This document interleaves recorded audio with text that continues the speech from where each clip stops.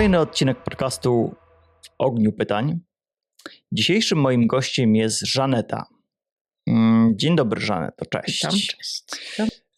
Powiedz naszym gościom, zresztą tak już jest tradycją naszego podcastu, że goście przedstawiają się sami i mówią, czym się zajmują.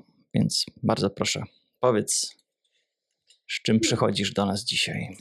Z czym przychodzę? Przychodzę z tematem niezbyt łatwym, a mianowicie lubię się nazywać między innymi promotorką świadomej śmierci albo promotorką dobrej śmierci i jestem też dyplomowaną devdulą, czyli to jest taką po polsku towarzyszka umierania.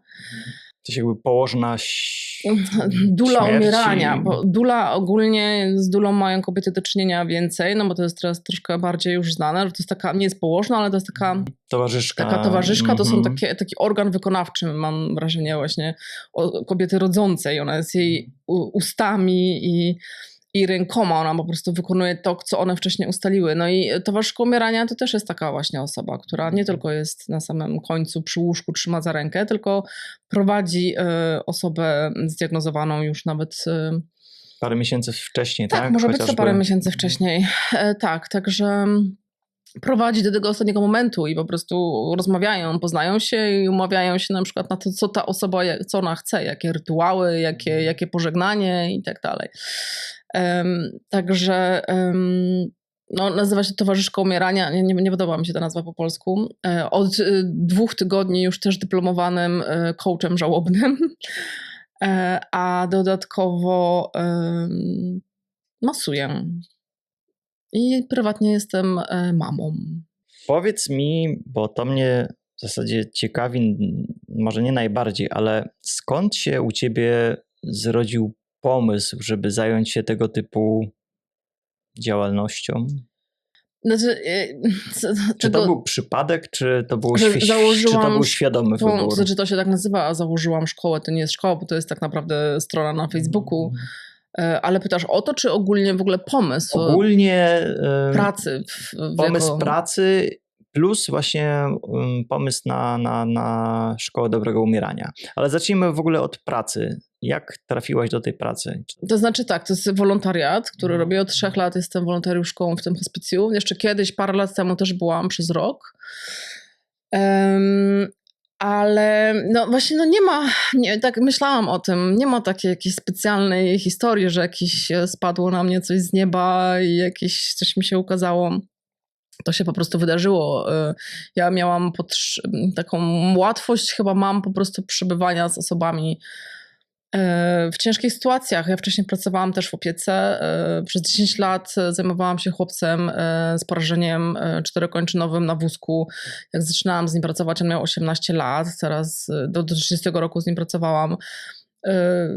Jako opiekunka, pomoc, tak, w kompaniu i tak dalej. Nie wiem, wychodziliśmy na imprezy. I ja zawsze miałam taką po prostu łatwość bycia z osobami chyba w trudnych sytuacjach. I taką pierwszy moment chyba, gdzie to zauważyłam, to było jak robiłam praktyki. Miałam staż z masaży, jak robiłam szkołę masażu jeszcze w Polsce. I w szpitalu na oddziale rehabilitacyjnym mieliśmy tam iść, ktoś miał iść na oddział onkologiczny, gdzie tego nie za bardzo, nikt nie chciał tam pójść. A ja poszłam i ja się w tym dobrze czułam. Ja czułam, że nie wiem, że mogę coś tam przynieść fajnego, że mogę pożartować, że nie boję się pożartować. I to na pewno było też coś, co ci ludzie potrzebowali, takiej normalności, a nie żeby ich, jak już za przeproszeniem, żywe trupy ktoś traktował. Jasne, żeby takie, powiedzmy, trochę świeżego powietrza, tak, taki może tak. Po angielsku lepiej to brzmi new wave, tam wnieść, który troszkę da inny rozrzedzi pogląd, tą ciężką atmosferę, która tam panuje. Tak. Także to chyba tak myślałam o tym, to była jedna rzecz, na której zastanawiałam się, co ja mogę to powiedzieć, bo tak jak mówię, nie było jakiegoś takiego tylko to się tak działo, że ale nie myślałam o tym, żeby cokolwiek robić w tym kierunku wtedy. Ja miałam 20 lat i parę lat później też, jak dziadek umierał, to też zauważyłam, że jakoś, może to dziwnie brzmi, ale że nie dotyka mnie to tak bardzo, że jestem że też oswojona bardziej? Nie wiem, czy oswojona, bo tak naprawdę nie miałam dużo do czynienia, ale to było takie, że pamiętam, że moja mama i ciocia, które się opiekowały dziadkiem, dziadek palił papierosy i mu nikt tych papierosów nie pozwalał, co było jakimś w ogóle bzdurą, że dziadek ma miesiąc życia, a one mówią, że to niezdrowe. Także to, no ale tak jest, tak jest. Tak mamy. Tak mówię, nawet nie my jako społeczeństwo w Polsce, bo tak ogólnie ludzie, dużo innych też, ale szczególnie. I ja na przykład jak byłam z dziadkiem i już w tych też takich ostatnich, ale jak on chciał wstać i tego papierosa zapalić, to ja mu po prostu pomagałam to robić. Także znowu tak mi się wydaje, taka trochę takiej normalności dnia codziennego. Także to łatwo było mi to zrobić. A tak jakoś nie wiem, to później przyszło nagle, powiedziałam sobie, chciałabym masować, bo ja w sumie masowałam dużo i myślałam, że chciałabym masować chyba w hospicjum. No i tak jakoś to wyszło. Czyli całe, powiedzmy, od paru lat życie twoje kręci się wokół tego całego ceremoniału, tak to nazwijmy. Całego obrządka, który towarzyszy osobom odchodzącym. To znaczy, to jest ostatnie 3 lata, jak jestem wolontariuszką w hospicjum w Hadze. I stronę, szkołę dobrego umierania to założyłam tak naprawdę za namową mojej przyjaciółki, nazwę przyjaciółką, bo ja kiedyś nazywałam koleżanką, to by się mi wypominała koleżanką, tak? Mojej przyjaciółki, która mówi tyle, tak, najserdeczniejszej. I ona właśnie powiedziała kiedyś, wiesz co, mówi tyle, bo zawsze jakieś historie tam przynosiłam i ona mówi, musisz to po prostu do kupy złożyć, nie wiem, coś tam zrobić, może taką stronę, żeby się tym dzielić z ludźmi, bo to jest takie interesujące i tak dalej. Także gdzieś tam trochę za jej namową, żeby chciałam się dzielić tymi informacjami, które zdobyłam w tym czasie też i robiąc tą szkołę na tą towarzyszkę umierania i to, co zaobserwowałam w hospicjum. Chciałam się dzielić, edukować na temat śmierci, tego, że my możemy odchodzić na swoich warunkach, zwłaszcza tutaj w Holandii. Ja nie mówię tutaj tylko o eutanazji, bo to od razu dużo osób ma to na myśli. To zupełnie nie o to chodzi, tylko że my możemy dobrze umierać, a co się za tym kryje, to jest komfortowo na przykład i żeby ludzie o tym wiedzieli, że tak można. No i ta strona była głównie założona pod kątem, grupa docelowa to właśnie byli Polacy w Holandii, bo my już się tutaj starzejemy i my już tutaj będziemy też chowani, my już tutaj będziemy też zostawać, bo już później tak wszyscy myślą sobie, że to będzie do Polski repatriacja, ale kto tam w tej Polsce będzie się opiekował tymi grobami, jak nie będzie, już rodziny też dużo, Także taka, ta strona była na celu edukacja, informacja, co my możemy tutaj w tej Holandii jeszcze zdziałać, już jak usłyszymy na przykład diagnozę. Powiedz mi, dlaczego według ciebie ważne jest oswajanie się z tym tematem śmierci? Bo można ładniej, milej, komfortowo odejść. Naprawdę. Bo mam wrażenie, że tak jak obserwuję głównie, my zazwyczaj mamy czas na to, żeby się oswoić. Jeżeli na przykład, nie wiem, choruje nam mama nagle albo partner, to się w 70 bodajże procentach my odchodzimy po długiej chorobie. To nie jest tak? Reszta to są wypadki, nagłe śmierci. I tam jest inaczej, tam nie mamy czasu, ale my czasami mamy nawet 2 lata, 3 lata. A my wciąż będziemy po tych 3 latach choroby naszej mamy, jak ona będzie już umierać, my nawet nie będziemy wiedzieć, że ona jest już podczas aktywnego umierania i co jest też takim przypadkiem akurat, gdzie osoba wskakuje akurat tutaj na swojego ojca i próbuje go reanimować, łamiąc mu żebra i tak dalej. I ojciec zostaje przewieziony po prostu do szpitala, gdzie umiera sam w szpitalu zamiast w swoim łóżku z rodziną, ponieważ tak bardzo nie godzimy się na to, żeby ktoś odszedł, a mamy, i jeszcze wspomnę o tym, że ten pan miał 94 lata, że my nie godzimy się na tą śmierć i oswoić, zaakceptować są takie rzeczy, że może niekoniecznie się to, prawda, ale przygotować się na pewno. My możemy się przygotować. I tylko, że my właśnie też często chyba nie chcemy się przygotować, bo my właśnie mamy takie... Może boimy się przygotować. Boimy, ale to też jest takie trochę... Może boimy się zaakceptować tego faktu, że w ogóle ktoś umrze. No to na pewno, ale bądźmy realistami. No przecież to jest nieodłączna, to jest jedyna rzecz, której możemy być pewni, że się stanie w tym życiu, ale nawet nie, już nawet tak trudno jest nam myśleć o nas samych, tylko że my będziemy tracić bliskich i my możemy ich jakby doedukować się, jeżeli choć troszkę otworzymy się na to, żeby ich wspierać odpowiednio w tych ostatnich ciężkich chwilach. No dobrze, a no wiadomo, każdy z nas przygotowuje się do narodzin dziecka, czy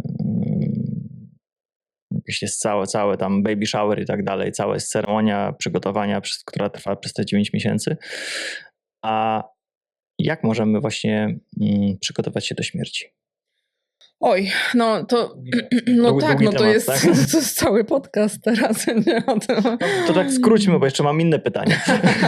Że tak, no jak możemy, po pierwsze w ogóle właśnie powiem tylko... Dobrze, to może jak osoba, żeby troszkę skrócić i bardziej ukierunkować to pytanie, osoba, która wie, nie wiem, ma nowotwór na przykład, bądź inną chorobę i wie, że jej zostało X czasu, ma już to zdiagnozowane, jest to potwierdzone. I jak to ta osoba może ogarnąć? To znaczy tak, gdybym ja była w takiej sytuacji, może tak, może łatwiej będzie z tego. Jeżeli ja bym była w takiej sytuacji, będąc też w Holandii na przykład, no bo to też zależy, czy jesteśmy w Holandii, czy jesteśmy w Polsce, czy w innym kraju, jakie są możliwości. Ale i teraz tak, no, trudno jest jakby powiedzieć to z góry, założyć, ze względu na to, że mamy... że też my nie wiemy, jakie emocje nas, bo będzie cały miks emocji, bardzo różnych. No, tak, my już wtedy wchodzimy w proces żałoby, bo tak ogólnie proces żałoby był przez Kubler-Ross, Elizabeth Kubler-Ross, opisany właśnie u ludzi terminalnych, to znaczy u ludzi paliatywnych, którzy właśnie usłyszeli diagnozę, a dopiero później myśmy to też przyswoili jako żałoba po stracie, że się przechodzi przez fazy i tak dalej, ale to też nie jest wiadomo jedno po drugim, tylko to wszystko się miesza. No i zaczyna się ten moment właśnie. Wtedy już jak słyszymy diagnozę, no to zaczynają się grać te wszystkie emocje, prawda? Najpierw szukamy różnych i tak dalej, ale także trudno jest też jak każdy zareaguje, bo to zależy, czy ktoś jest sam, czy ktoś ma rodzinę, czy... Czyli można powiedzieć, że ta krzywa życia już powoli się wtedy zaczyna załamywać. No na pewno. My już z diagnozą już nam się załamała. My w ogóle słysząc to my tak naprawdę często od lekarza dostajemy jakieś takie suche fakty medyczne i tak dalej, a my w ogóle tam nas nie ma. My już jesteśmy gdzie indziej z tym. No? My już jesteśmy w tych emocjach, w tym wszystkim, co z rodziną, co z tym, a już... Także to już się wtedy razem z diagnozą to jest jak stryknięcie palcami. I co ja bym robiła? Na przykład na pewno... jest cała masa możliwości wsparcia emocjonalnego i w ogóle też fizycznego w Holandii właśnie. Są to wolontariusze, są to psycholodzy, opiekunowie tacy duchowi, nie ksiądz, tylko mam na myśli, to się nazywa na przykład geestelijke verzorger po holendersku. Także na pewno chciałabym osobę, z którą będę mogła rozmawiać o tym, jak się czuję. Ponieważ bardzo często trudno jest i osoby też na przykład... No bo nasi bliscy nie mają takiej wiedzy, nawet wiedzy, specjalizacji. ale co my robimy często? Nasza, nie wiem, umierająca osoba mówi nam, że to już jest koniec, że ona czuje, a co my mówimy? Nie przejmuj się, będzie dobrze, tak. Wyjdziesz, to będzie dobrze, to nie ma, trzeba myśleć pozytywnie. Bo my nie wiemy, co powiedzieć. To jest też taki osobny temat, który chciałam uczulić, ale to może później.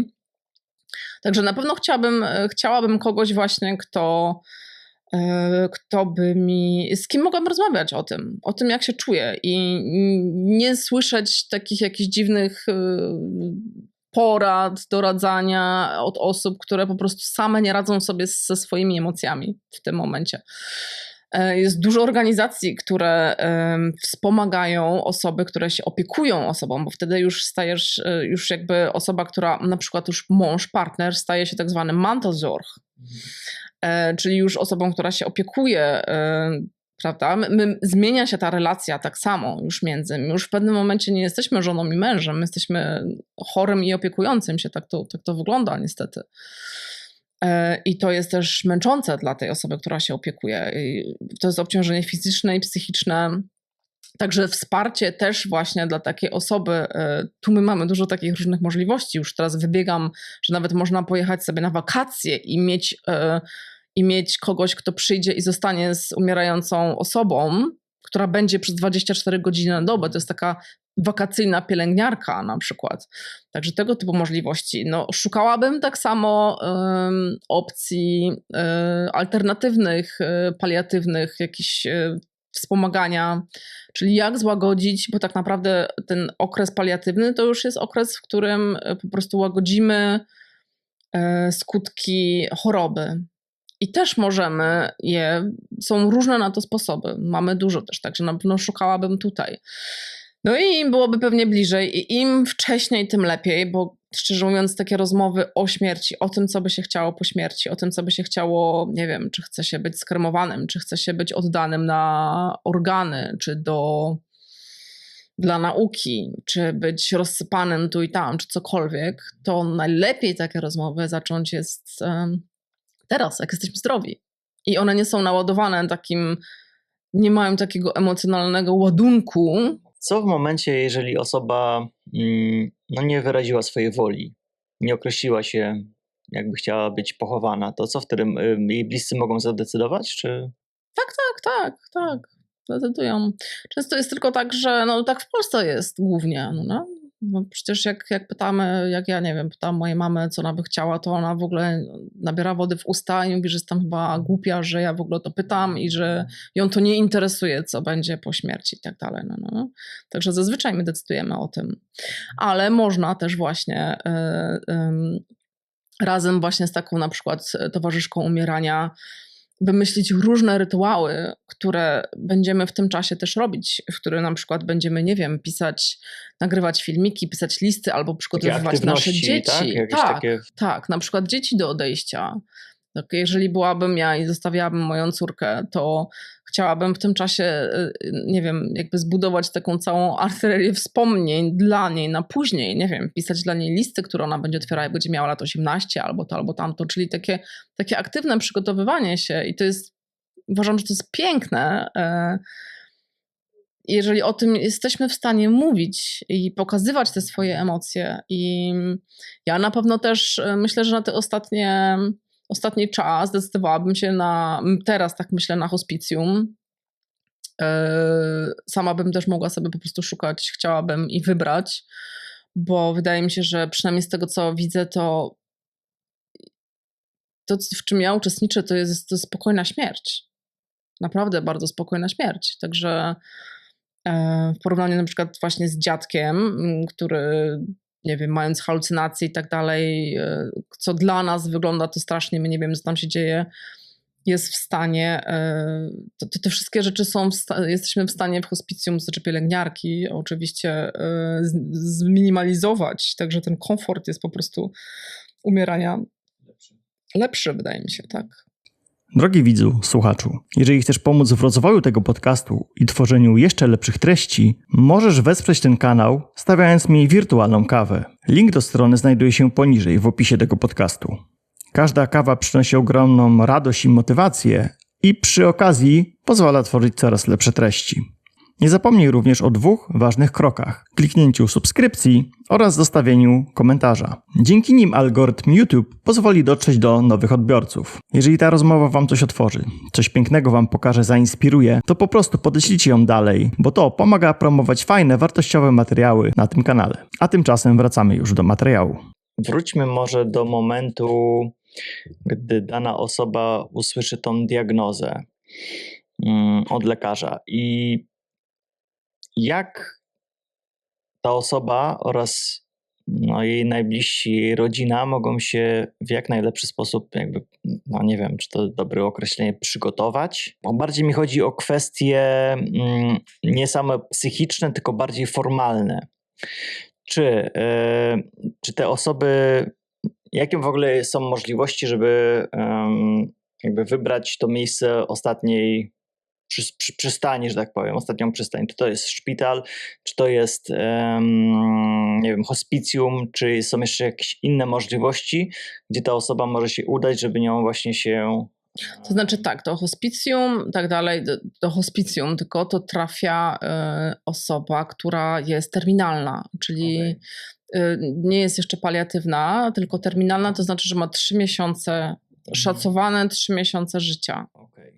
Wtedy dostaje indykację na to, żeby trafić na przykład właśnie do hospicjum. Wcześniej tego się jakby nie załatwi. Nie wybiera się też wcześniej, gdzie się. To wszystko się tak naprawdę dzieje w momencie... Tak. To znaczy, no możemy trafić do szpitala też i tak dalej, ale jeżeli ktoś już jest zazwyczaj w szpitalu, no to umieramy, jeżeli nie wiem, ktoś faktycznie bardzo źle się poczuje. Już umieramy podczas leczenia takiego de facto. Bo to jest, tam się idzie, żeby nas, tam są nas leczyć. No, także szczerze mówiąc, takie umieranie w szpitalu nie jest zbyt... Częste. Jest częste, ale to no, nie poleca wybór. się tego też tak do końca, no bo tam, no owszem, tam nie będą się jakby koncentrować tak bardzo na niwelowaniu tych wszystkich objawów.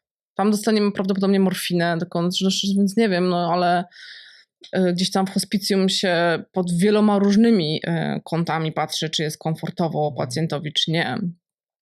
Także szpital to nie jest jakby wybór, no. Nie możemy sobie wybrać. No to jest konieczność, powiedzmy. Tak. Coś jeszcze poza hospicjum? Jakieś miejsce? Nie, no są domy opieki, tak, ale to też gdzieś tam trafiamy tam i szczerze mówiąc domy opieki to jest chyba, to znaczy tak, to są zdania podzielone i wiadomo, że mogę tym urazić pielęgniarki, osoby pracujące w domach opieki, ale słyszałam różne doświadczenia i no nie ukrywajmy, w hospicjum pracują ludzie, którzy wiedzą po co tam pracują i z kim pracują i że pracują ze śmiercią i z umieraniem, a w domach opieki nie. W domach opieki jest dość, no tam tak, wykąpać, umyć, coś tam. Moim zdaniem to jest ten taki wcześniejszy etap. To znaczy niekoniecznie też, ale dobrze by było, żeby te osoby z domu opieki przechodziły po tych hospicjum, ale często tak nie jest. No, tutaj w Holandii one też zostają po prostu w domu opieki, umierają tam, ale tam nie ma jakby pielęgniarki, nie są wyspecjalizowane w tej opiece terminalnej i często nie wiedzą co i tak, to jest takie określenie panuje, że się umiera z zamkniętymi drzwiami, bo po prostu ludzie się boją, bo nie wiedzą jak pomóc, nie wiedzą co zrobić, także nie wszędzie jestem przekonana, ale nie raz, nie dwa właśnie takie były określenia. Powiedz mi, co ze wsparciem rodzin bliskich osób, no bo już wspomnieliśmy o osobach tych chorych, odchodzących, ale czy istnieje jakieś wsparcie dla ich najbliższych? Tak, oczywiście. Tak, jak najbardziej. To, co mówiłam, jak słyszymy diagnozę, to też tu przynajmniej w Holandii jest wsparcie właśnie opiekunów. Jest dużo różnych organizacji, które wspierają wolontariusze, którzy tak samo przychodzą posiedzieć, żeby ta osoba opiekująca mogła też gdzieś tam wyjść i tak dalej, czy porozmawiać tak samo, jak jest rozmowa z takim opiekunem duchowym, czy nie wiem, wierzące osoby z jakimś księdzem, czy to też jest zawsze w dwie strony działa też i dla osoby, która odchodzi, czy również jakieś rodziny. Takie porady, wsparcie psychologiczne też? Można, tylko że to tak w gruncie rzeczy większości osób tego nie szuka. I my też mamy my nawet często nie wiemy, że są takie możliwości. Dopiero gdzieś tam jak się trafia nagle do hospicjum, albo może gdzieś tam usłyszymy, ale w tym takim dużym stresie gdzieś tam często się o tym nawet nie pamięta, ale jest dużo organizacji, które wspierają i jednych i drugich. Tak jak na przykład u nas w hospicjum, tak samo ja mogę porozmawiać i rozmawiam z osobami, które odchodzą, ale też z ich rodzinami o tym, jak się czują. Często po prostu potrzebują tak naprawdę pogadać. I z każdym mogliby pogadać, tylko że często my też nie wiemy, jak takie osoby wspierać. Co mówić, a czego nie mówić bardziej. Ale jak najbardziej tak. Jest dużo możliwości, jest dużo organizacji, które też to wspierają osoby, które odchodzą. Okej. Nie, bo tak sobie myślę, że właśnie mimo wszystko jest dużo, ale nie jest dużo korzystane i też gdybyśmy tylko tak naprawdę wiedzieli często, jak wygląda na przykład proces umierania, tak biologicznie. Właśnie to jest moje kolejne pytanie. To byśmy to już tutaj bylibyśmy 3 do przodu z tym. Dobrze, to powiedz właśnie, jak wygląda ten cały proces umierania? Czy u każdego on jest podobny? Czy się różnią te procesy? To wszystko zależy od choroby, jakie są, z jaką chorobą, bo mamy, wiadomo, jest na nowotwory jakiś tam przebieg jest, prawda, gdzie są takie troszkę, wiadomo, że jest spadkowy i są dołki, się wychodzi z tych dołków i tak dalej, nie wiem, na serce zazwyczaj jest od razu, także to są różne przebiegi choroby. Płuca też inaczej, ale takimi najbardziej chyba najczęstszymi, co się dzieje, co zaobserwujemy, już mówię o takim, nie wiem, o aktywnym umieraniu. No, nazywają to się nazywa agonia, ale tak jakoś też mi się nie podoba ten. To tak się źle kojarzy, prawda? Z takim cierpieniem, tak, jakimś takim. Tak, no tak. To znaczy, no to właśnie tak, ja to nazywam aktywne umieranie.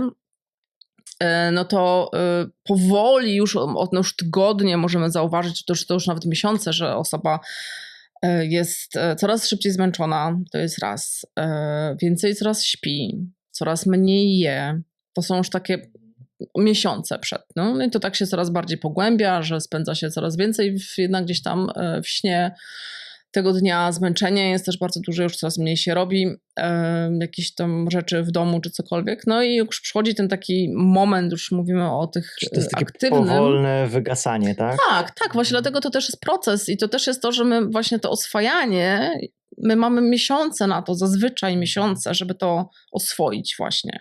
Nazywam to oswoić, bo nie wiem jak to nazwać inaczej, no oswoić się z tym, że ktoś odchodzi, pogodzić się z tym, bo my nic z tym nie zrobimy. Możemy kopać i gryźć, a możemy po prostu pomyśleć sobie, okej, nie wiem, trzepnąć się i pomyśleć sobie, no to zróbmy z tego coś jeszcze okej.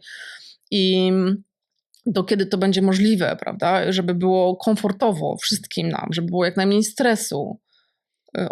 Gdzieś tam o tym wszystkim właśnie. O to wszystko chodzi chyba. O to wszystko chodzi, dokładnie. prawda, ale nie da się oszukać, zhakować systemu. Nie da się. I właśnie musimy się pogodzić. Dostaliśmy taki los, ktoś odchodzi nam bliski, my sami i teraz, tak jak mówię, albo będziemy odchodzić wściekli i w złości i gryźć, albo będziemy robić z tego coś fajnego. Przygotowywać się do tego.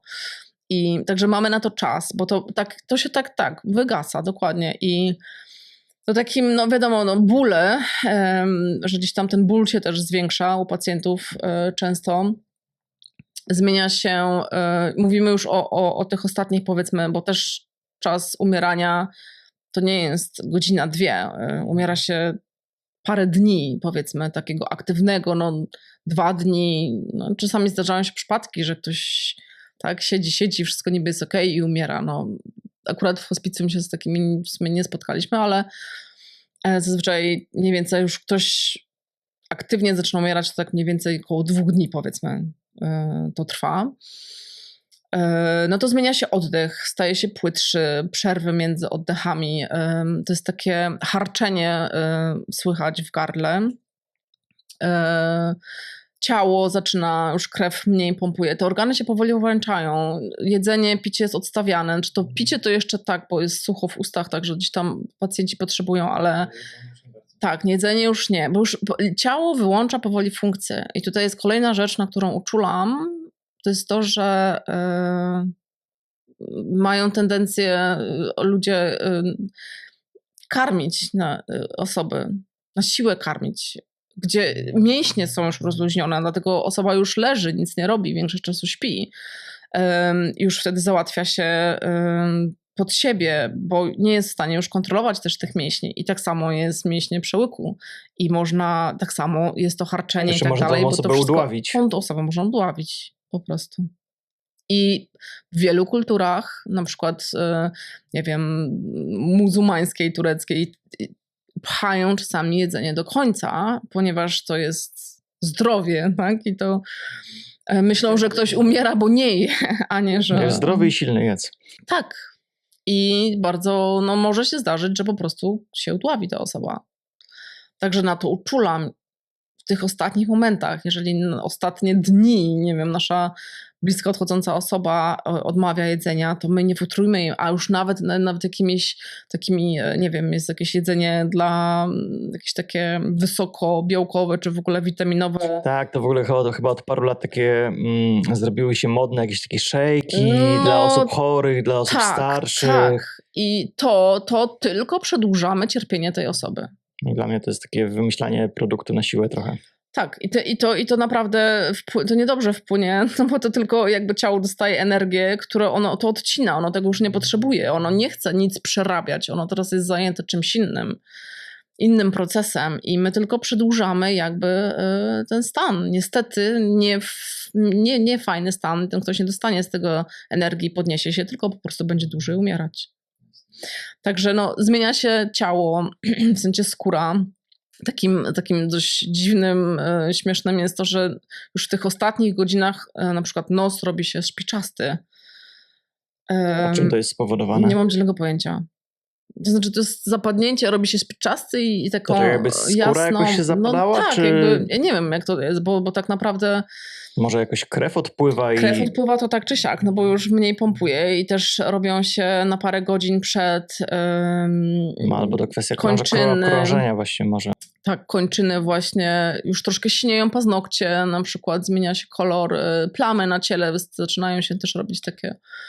Także takie są objawy i to harczenie takie, często halucynacje, tylko te halucynacje to one się troszkę wcześniej pojawiają zazwyczaj, ale może też tak być, że zaczyna pacjent skubać, nie wiem, koszulę albo kołdrę i coś tam robi i macha ręką. Także też takie rzeczy, to jest też objaw takiego aktywnego umierania. Wiesz, właśnie ten temat, co teraz poruszaliśmy, to był dla mnie taki dosyć ciekawy, bo na przykład moja mama umarła, jak ja miałem 15 lat. Tylko że cały ten proces trwał parę miesięcy, bo ona w ogóle z moim tatą mieszkali w Niemczech, ja z dziadkami się wychowywałem.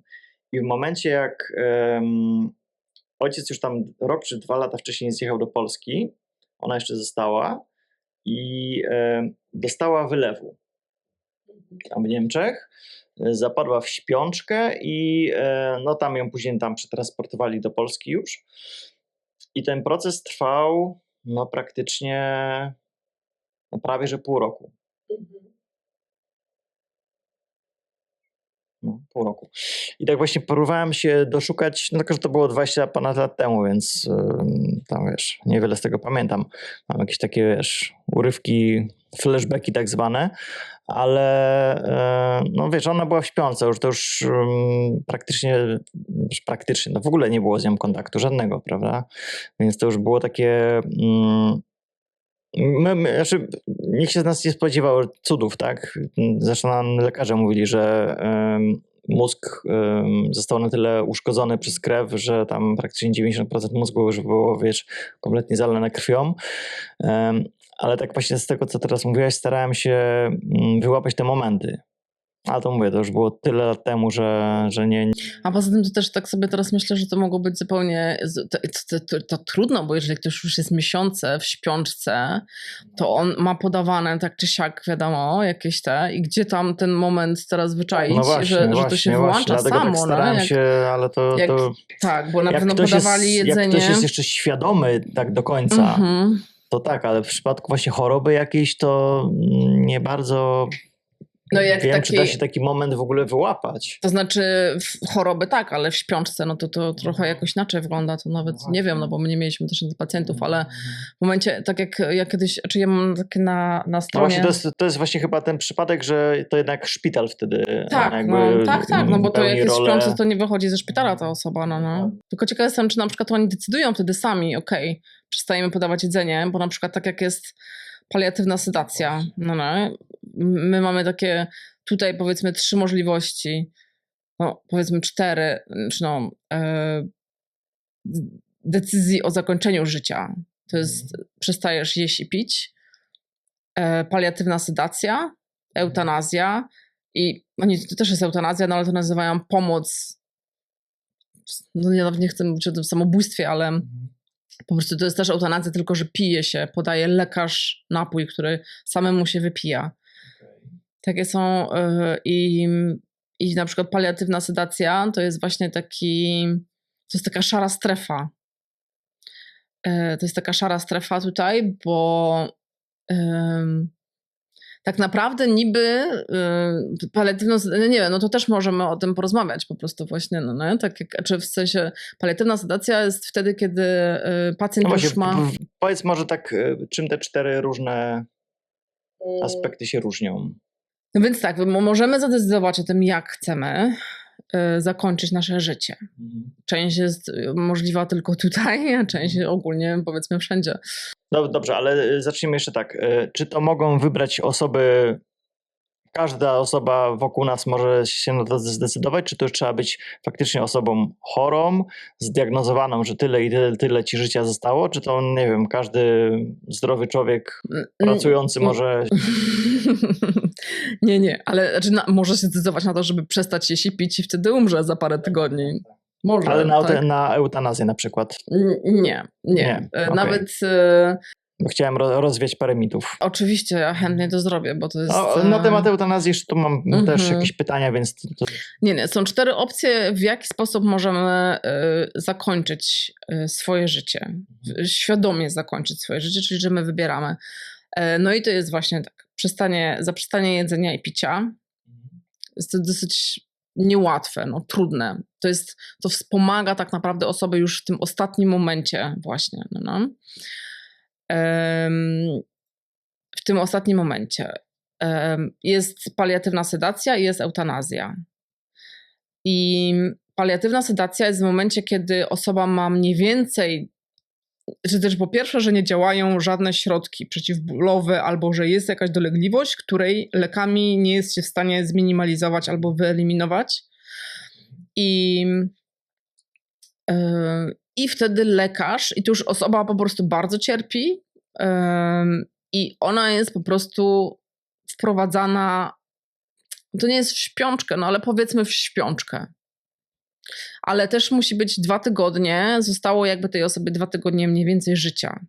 Że to już jest na takiej końcówce.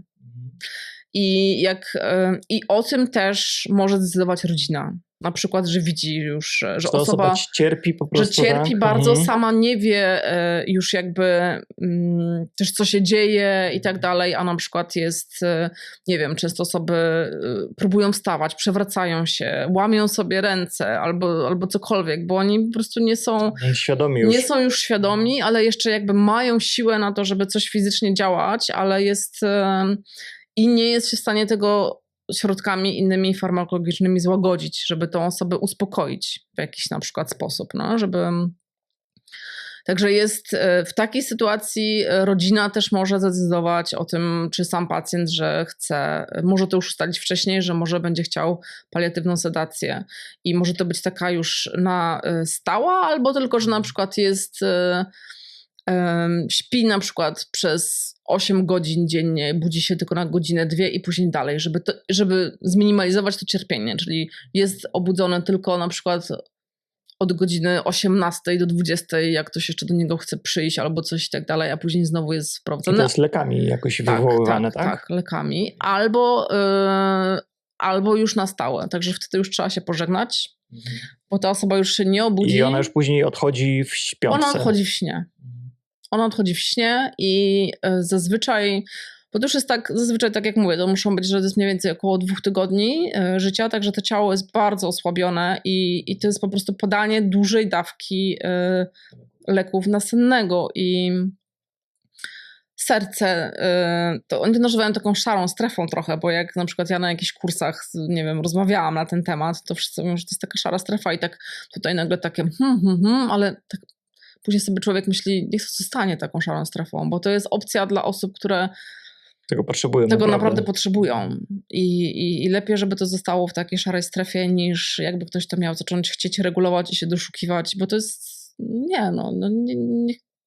niepotrzebne jest to cierpienie. Dobrze mieć taką możliwość. Tak, po prostu. I to jest to, że po prostu serce często już nie wytrzymuje. A to znaczy my jakbyśmy teraz, my też może, znaczy my nie możemy, no bo jesteśmy zdrowi i tak dalej, ale my byśmy, jakbyśmy się byli w paliatywnej sedacji, no to nam by to zajęło parę tygodni i my byśmy umarli z głodu po prostu. Także to nie jest to, że te środki nasenne prowadzą do śmierci, tylko że w naszym przypadku to my byśmy się zagłodzili po prostu na śmierć, dlatego byśmy umarli po paru tygodniach pewnie, ale osobom już takim, które mają tak mało, to zajmuje często, no nie wiem, 2-3 dni. Bo to już i serce jest bardzo osłabione, cały organizm jest osłabiony. Także to jest taka opcja, no i na to nie trzeba wcześniej i nie trzeba jakby nic zrobić, załatwiać, to można zdecydować się i po prostu tego samego dnia, jak jesteśmy w hospicjum, jesteśmy już u końca i nie jest się w stanie inaczej nam Jak powiedziałeś, pomóc. 2 tygodnie mniej więcej przed końcem planowanym. Tak, mniej więcej tak. No i eutanazja, no, którą No to chyba najwięcej mitów i w tak, ogóle... którą nie jest tak łatwo dostać. Jakby ja byłam zdziwiona, że w Holandii nie wiem, że to wykonało się chyba w 2000, nie wiem teraz czy 22 czy 23, w całej Holandii było wykonanych 8,5 tysiąca eutanazji. I myślałam sobie, co? Że to tak mało? No. Że gdzieś tam na 17 milionów osób i tak dalej 8,5 tysiąca eutanazji to jest... Wiem, że dużo więcej osób o tą eutanazję prosi i pyta. Ale niż jest samych zainteresowanych de facto. Jest, tak, ale no nie wszystkim zostanie ona przyznana jakby. To jest proces taki dosyć, może być długi, to zależy, no jak już ktoś jest w hospicjum i decyduje się na tą eutanazję, no ale to jest najpierw z lekarzem, jest 2 lekarzy, jest lekarz domowy, który o tym najpierw jest z nim spotkanie, jeżeli on będzie widział tutaj, że myślał o tym, to wtedy jeszcze jest takie centrum eutanazji, nie wiem dokładnie jak się to teraz nazywa, ale scan arts taki, czyli później przychodzi następny lekarz, później znowu musi... Czyli cały taki wywiad środowiskowy. Tak, to jest tak. I to naprawdę trzeba być bardzo, bardzo świadomym tego, co się mówi i robi, co się powie, bo jeżeli się powie, że nie wiem, że nie chce się obciążać już rodziny i tak dalej, to nie ma takiej opcji.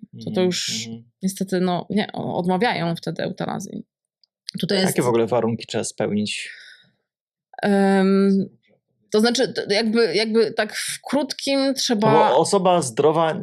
przekonać lekarza, żeby on poczuł się w naszych butach i stwierdził, że on faktycznie by tak też nie chciał. Tak pokrótce. Tak. Trzeba mu po prostu przedstawić to, jak my czujemy. A propos czyli de facto siebie, może to być osoba życia. zdrowa. To znaczy,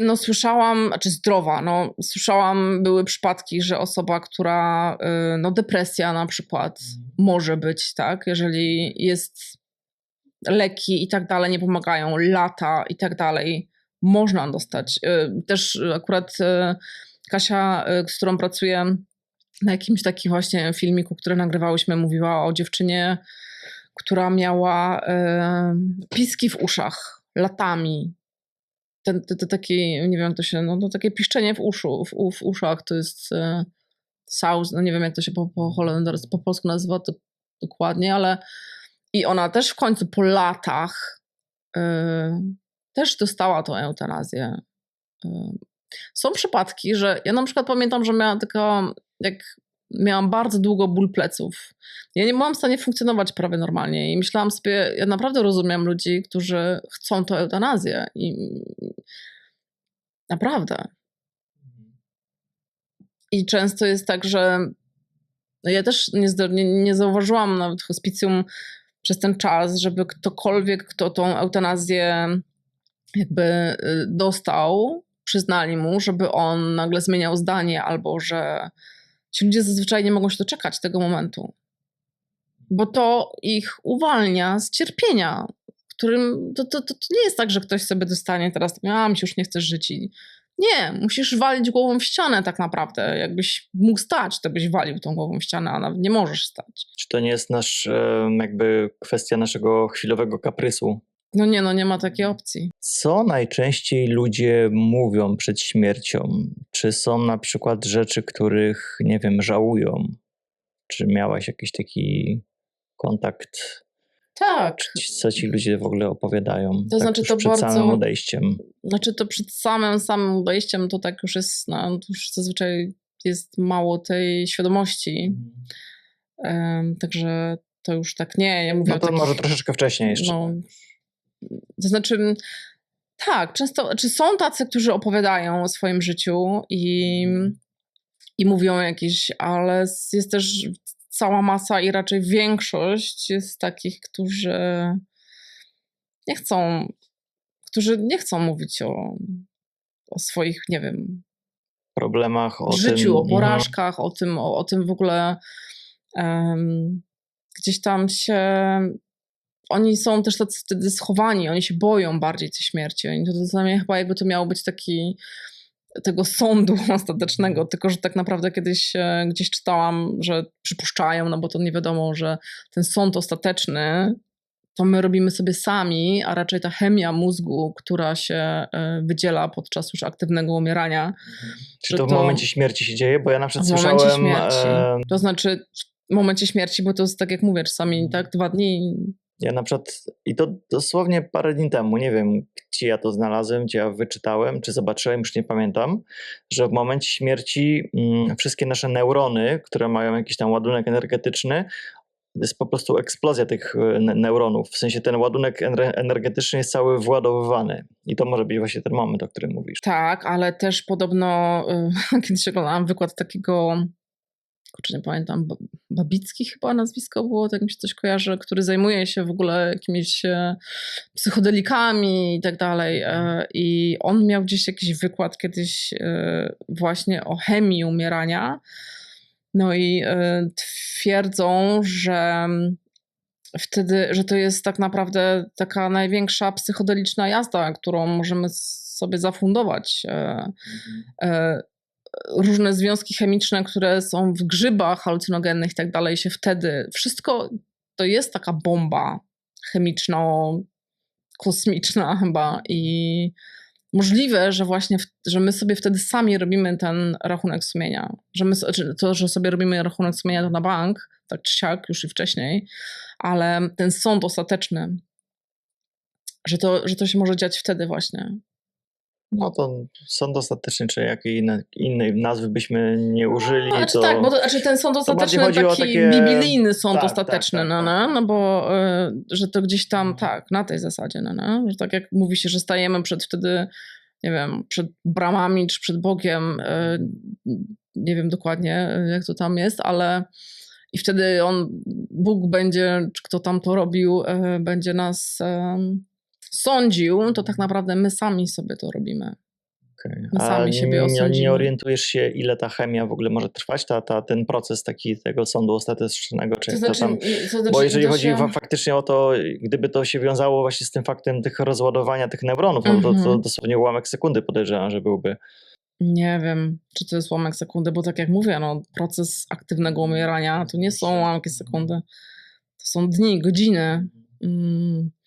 I ja na przykład kiedyś to była chyba jedna z taka ze śmierci, która mnie dotknęła najbardziej. Mimo że ja z tą osobą 2 razy się spotkałam, bo krótko był w hospicjum u nas, jak trafił ten pan i to był... On był całe życie żołnierzem, ale on był w ogóle z Kongo. I jak sobie pomyślałam, ja nie wiem dlaczego, ale bardzo mnie jego śmierć w ogóle dotknęła i te ostatnie momenty i to, co się działo tam po tym, czy to akurat już mnie nie było. I pomyślałam sobie w ogóle, że strasznie było mi szkoda i jak ciężkie musiało mieć życie. Możemy sobie wyobrazić kongijski żołnierz. I on został całe życie tym żołnierzem, później gdzieś tam tu, w Belgii i tak dalej, ale i on umierając,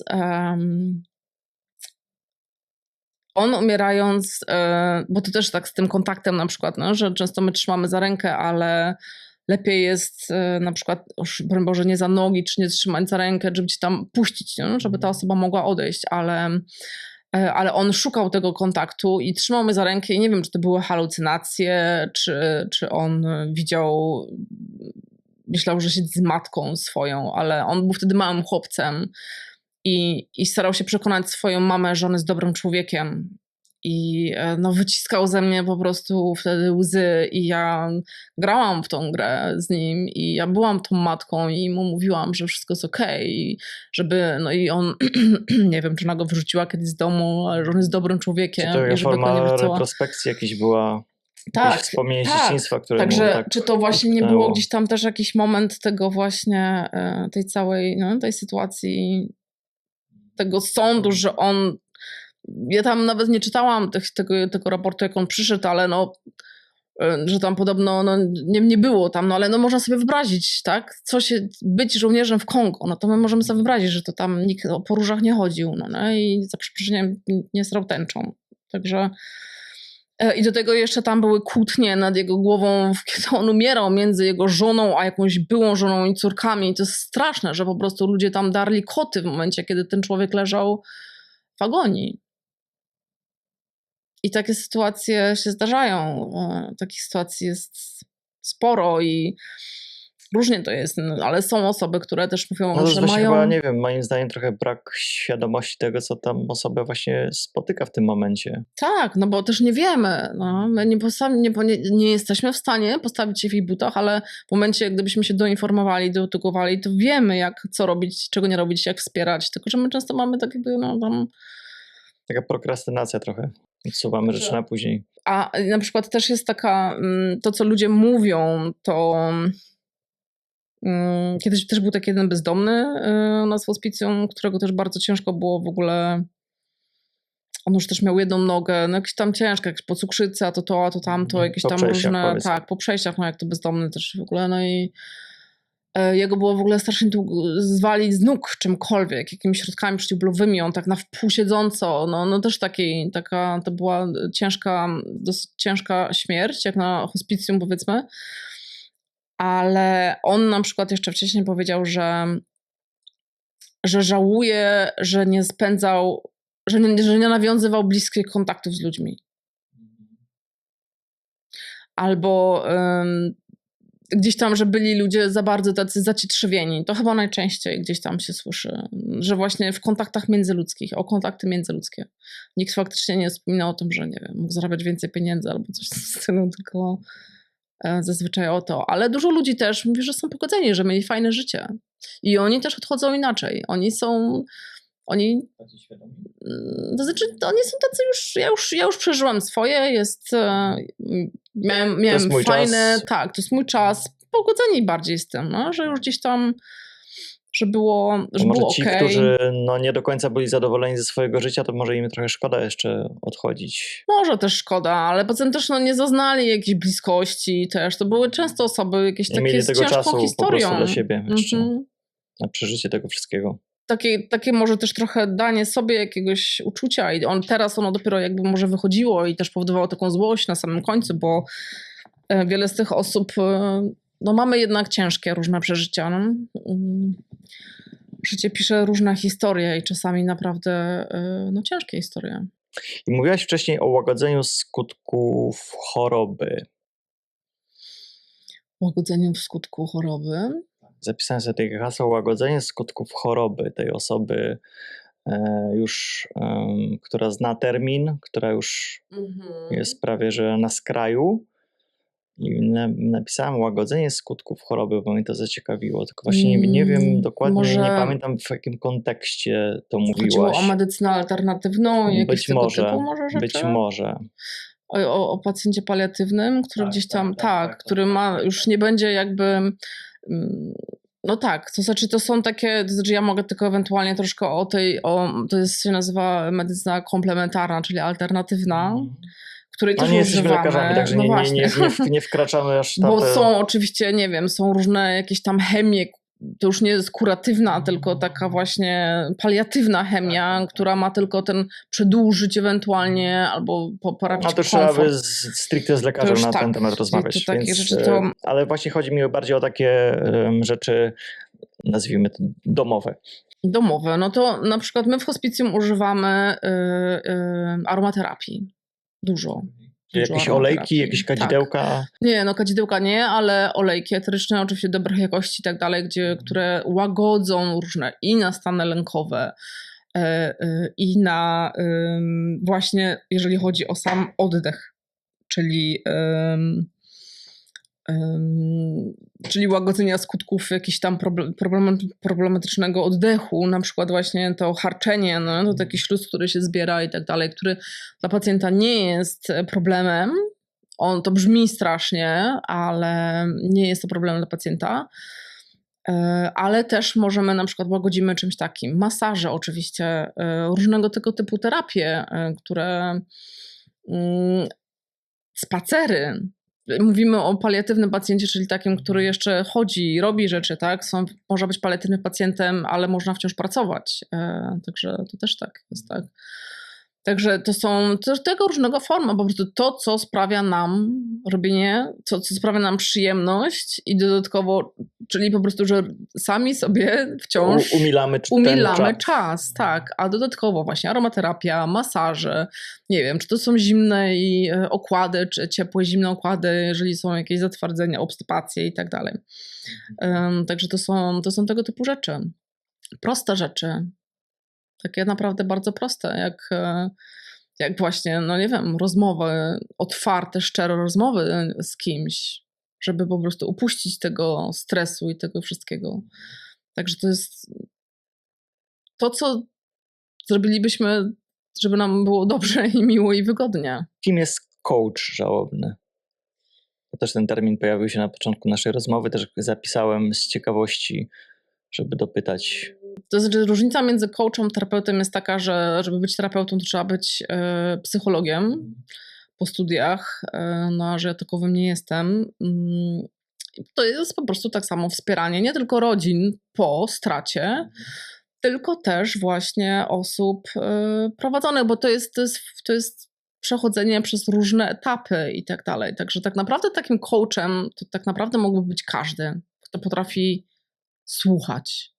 Nie oceniać, być słuchać. empatyczny chyba też, tak? Nie, to znaczy głównie dawać przestrzeń na to, żeby ten ktoś mógł powiedzieć i bez jakiejś niemądrej albo takiej zbywania porady, których my uwielbiamy dawać, bo my też nie wiemy, jak się zachować inaczej, to takim coachem mógł być każdy, bo to jest tak naprawdę na pierwszym miejscu słuchać. I taki coach jest też po to, żeby pomóc znaleźć odpowiednie rytuały pożegnalne, bo pogrzeb jest jednym z nich, ale my to w ogóle traktujemy nawet nie jako rytuał, tylko to taka jakoś coś, co się dzieje bez zastanowienia i tak dalej. Także przejść rodzinie na przykład po stracie i to są różne formy w ogóle żałoby. To, co ja się dowiedziałam w tej szkole, to jest to, że tak naprawdę żałoba to jest czas po stracie. To jest my możemy przechodzić żałobę po rozstaniu. My możemy przechodzić tak, jak się kończy nasz związek. My, jak jesteśmy zwolnieni z pracy, my przechodzimy, to jest czas po stracie. Coś, co straciliśmy. Dziecko, które traci misia, ono ma silne, różne emocje, ciężkie wtedy. To jest żałoba, czyli czas po stracie. I ona ma... Zawsze mnie to zastanawiało, dlaczego ludzie niektórzy mówią, o, ja mam teraz rok żałoby. Czy to są jakieś kwestie religijne, czy nie wiem, nigdy tak... Znaczy to chyba tak, to akurat chyba jest, że jest rok, że kiedyś się nosiło czasu, czarne... Nie wiem, strzeliłem z tym rok, tak. Czarne czy tam to nie wiem, czy to było rok, czy tak. nie, ale coś takiego było, tak. Tylko, że tak naprawdę żałoba nie ma daty ważności. Zawsze, całe życie zostajemy w relacji z tą osobą zmarłą, zawsze będziemy, nie wiem, żoną zmarłego męża albo matką zmarłego dziecka. Także to też jest tak. I też taką bardzo ważną rzeczą właśnie jest na przykład, że wiele tego typu sytuacji ma nazwę, a są też takie, które nie mają nazwy. I na przykład, nie wiem, jesteśmy wdową, sierotą, tak, jak stracimy rodziców. Jesteśmy pacjentem, jak stracimy życie, a jak na przykład nazwiemy kobietę, która poroniła, która straciła dziecko. Na przykład są sytuacje, które... I tutaj już, mimo że te osoby przeżywają tą żałobę, to one nie są jakby trochę tak w cudzysłowie uznane przez społeczeństwo. Dokładnie, to już jest jakby co innego, no ale to jest wciąż to samo. Tak, bo to nie jest co innego, no, tylko że nie ma na to nazwy jakby, no, nie? Ale i to jest wręcz takie wtedy, takie troszkę umieszane. Ja dowiedziałam się o bardzo ważnej rzeczy, to jest też taki temat, który ja chciałam poruszyć i który jest w moim życiu mega ważny. On ostatnie moje 6 lat, kiedy urodziła się moja córka, zdominował, ale na nieświadomce. A to jest mianowicie tak zwana żywa żałoba, albo chroniczna żałoba, która nie jest spowodowana żadną patologiczną, to nie jest patologiczna, tylko to jest żałoba, która trwa całe życie. A ona dotyczy, ja będę mówiła matek, bo nie będę mówiła rodziców obydwojga, matek, dzieci niepełnosprawnych, chorych chronicznie, dzieci, które nigdy nie będą samodzielne, w pełni samodzielne. I to jest rodzaj żałoby, który trwa zawsze i on się nigdy nie kończy, bo przez cały czas i rozwój, wzrost dziecka niepełnosprawnego my cały czas borykamy się z różnymi sytuacjami, które jakby otwierają tą ranę na nowo, na nowo, na nowo. A wręcz w momentach, kiedy jesteśmy coraz starsi i jest dziecko, które jest, nie wiem, potrzebuje, są dzieci, które nie mówią, które nie są w stanie się komunikować i taka matka wie, że będzie musiała, że ktoś inny, jakaś instytucja zajmie się tym dzieckiem po śmierci. I tak naprawdę to ta matka wolałaby, żeby to dziecko zmarło przed nią. Żeby towarzyszyć mu. Tak, żeby po prostu móc towarzyszyć do końca, żeby ponieważ mieć pewność, że jest w dobrych rękach. Że nie wie, co się stanie po prostu, jak już jej nie będzie. I w Polsce nie ma w ogóle, nie ma czegoś takiego, nie ma takiego tematu. W Polsce wspominają dosłownie na 2 stronach, jak się w Google'ach coś patrzy. To jest żałoba po stracie zdrowego dziecka, bądź to nie jest to samo. I oczywiście tam piszą o tym na zasadzie mamy jakiś czas do przejścia, a nie to jest coś, że trzeba zaakceptować. Tego się nie da zaakceptować. Nie da się zaakceptować, że nasze dziecko będzie miało zupełnie inne życie. I na przykład często ludzie mówią, to nigdy nie wiadomo, ale osoby, które mają dzieci z jakąś diagnozą, one wiedzą bardziej, co będzie i czego się spodziewać, niż jak te osoby, które nie wiedzą. I dlaczego o tym mówię? Bo ja robiąc kiedyś zadanie domowe właśnie, nauczycielka mi podsunęła, powiedziała, to co ty opisujesz, to jest żywa żałoba i podsunęła mi link, który otworzył mi po prostu, mnie przez 3 dni bolała po tym głowa, bo on mnie tak rozładował, ponieważ ja przez 6 lat czułam masę negatywnych odczuć a propos siebie samej i bycia mamą, ponieważ moja córka ma syndrom Prader-Willi i ja, za przeproszeniem, pałowałam się przez 6 lat, że ja jestem złą matką, ponieważ nie czuję wystarczająco dużo radości z tego macierzyństwa, że jestem często załamana, myślałam, że może mam jakąś depresję, no ale prawda, robi się rzeczy dalej i tak dalej, próbuję się z tego zrobić najlepiej, co się da. Ale miałam bardzo dużo różnych emocji, które były ciężkie i które mi sprawiały, że moje życie po prostu było cięższe. I jak usłyszałam akurat to jest belgijski profesor Manu Kirse, który jakby po 60 latach wydobył znowu tą teorię i po badaniach właśnie żywej żałoby, to się tak nazywa żywa żałoba, ponieważ ona trwa wiecznie, wiecznej żałoby, wiecznego smutku, nazywają to chronic sorrow też. To wtedy, że ktoś to nazwał kiedyś, że to kiedyś było zbadane i jak on powiedział, że osoba emocjonalnie zbalansowana będzie odczuwała smutek w takiej sytuacji, a nie radość, że to tylko wskazuje na to, że jesteśmy emocjonalnie zbalansowani. I mi to upuściło po prostu takie ciśnienie, tak jak mówiłam, że bolała mnie przez 3 dni głowa i ja stałam się taką osobą, która ja chcę się dzielić tą informacją, a niestety nie ma jej w języku polskim On w Holandii więcej A czy na masz ten tego temat. linka jeszcze gdzieś zapisanego?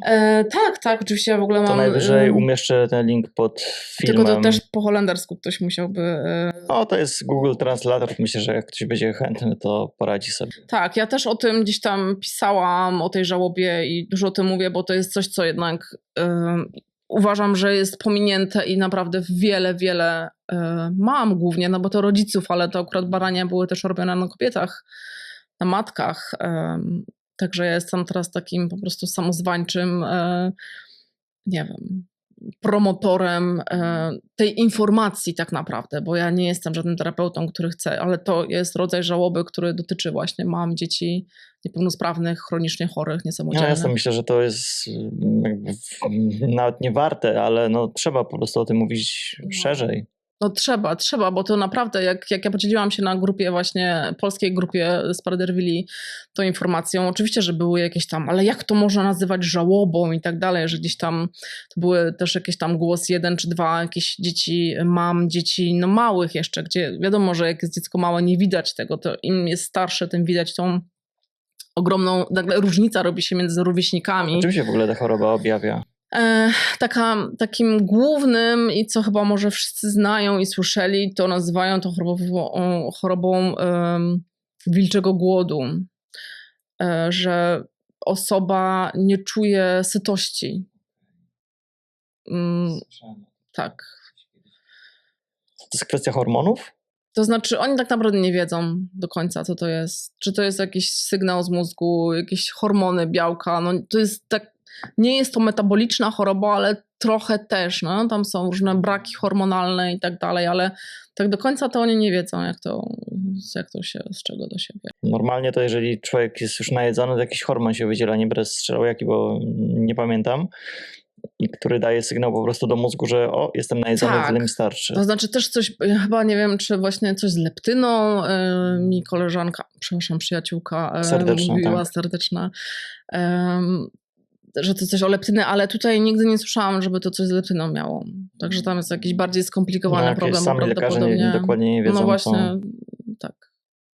Także to jest taka główna, no ale wiadomo, że to się wiąże z dużą otyłością, jeżeli nie ma ścisłej diety, a porównują to do takiego, no, że czujesz, że jak nie zjesz, to umrzesz, że to już jest taki po prostu przetrwania i to też w zależności od tego, bo tam są wiadomo różne upośledzenia dochodzą i różne inne rzeczy mogą autystyczne i to jest też tak, że to się troszkę zmienia, ewoluuje w czasie.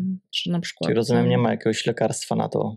Nie, są jakieś środki łagodzące, że tak powiem. No też zaradcze. nie ma, chociaż na przykład moja córka dostaje codziennie zaszczyk z hormonem wzrostu, bo to też na przykład właśnie i ten hormon wzrostu niby też wpływa właśnie troszkę powiedzmy łagodząco, chociaż też tak nie wiem, no akurat moja córka nie ma jeszcze takiego głodu, no ale tam na przykład tkanka tłuszczowa jest bardzo trudno jakby o mięśnie. Taki największy przyrost jest tkanki tłuszczowej. Nawet mimo, że dorośli, czy tam w ogóle dzieci i tak dalej mają zazwyczaj dietę 1000 kalorii już tam. To wiadomo, że tam tak, z tym liczeniem czy nie liczeniem, to tam te różne rzeczy są, ale powiedzmy, że taka jest taki prykaz 1000 kalorii, ale mimo wszystko i tak tkanka tłuszczowa narasta.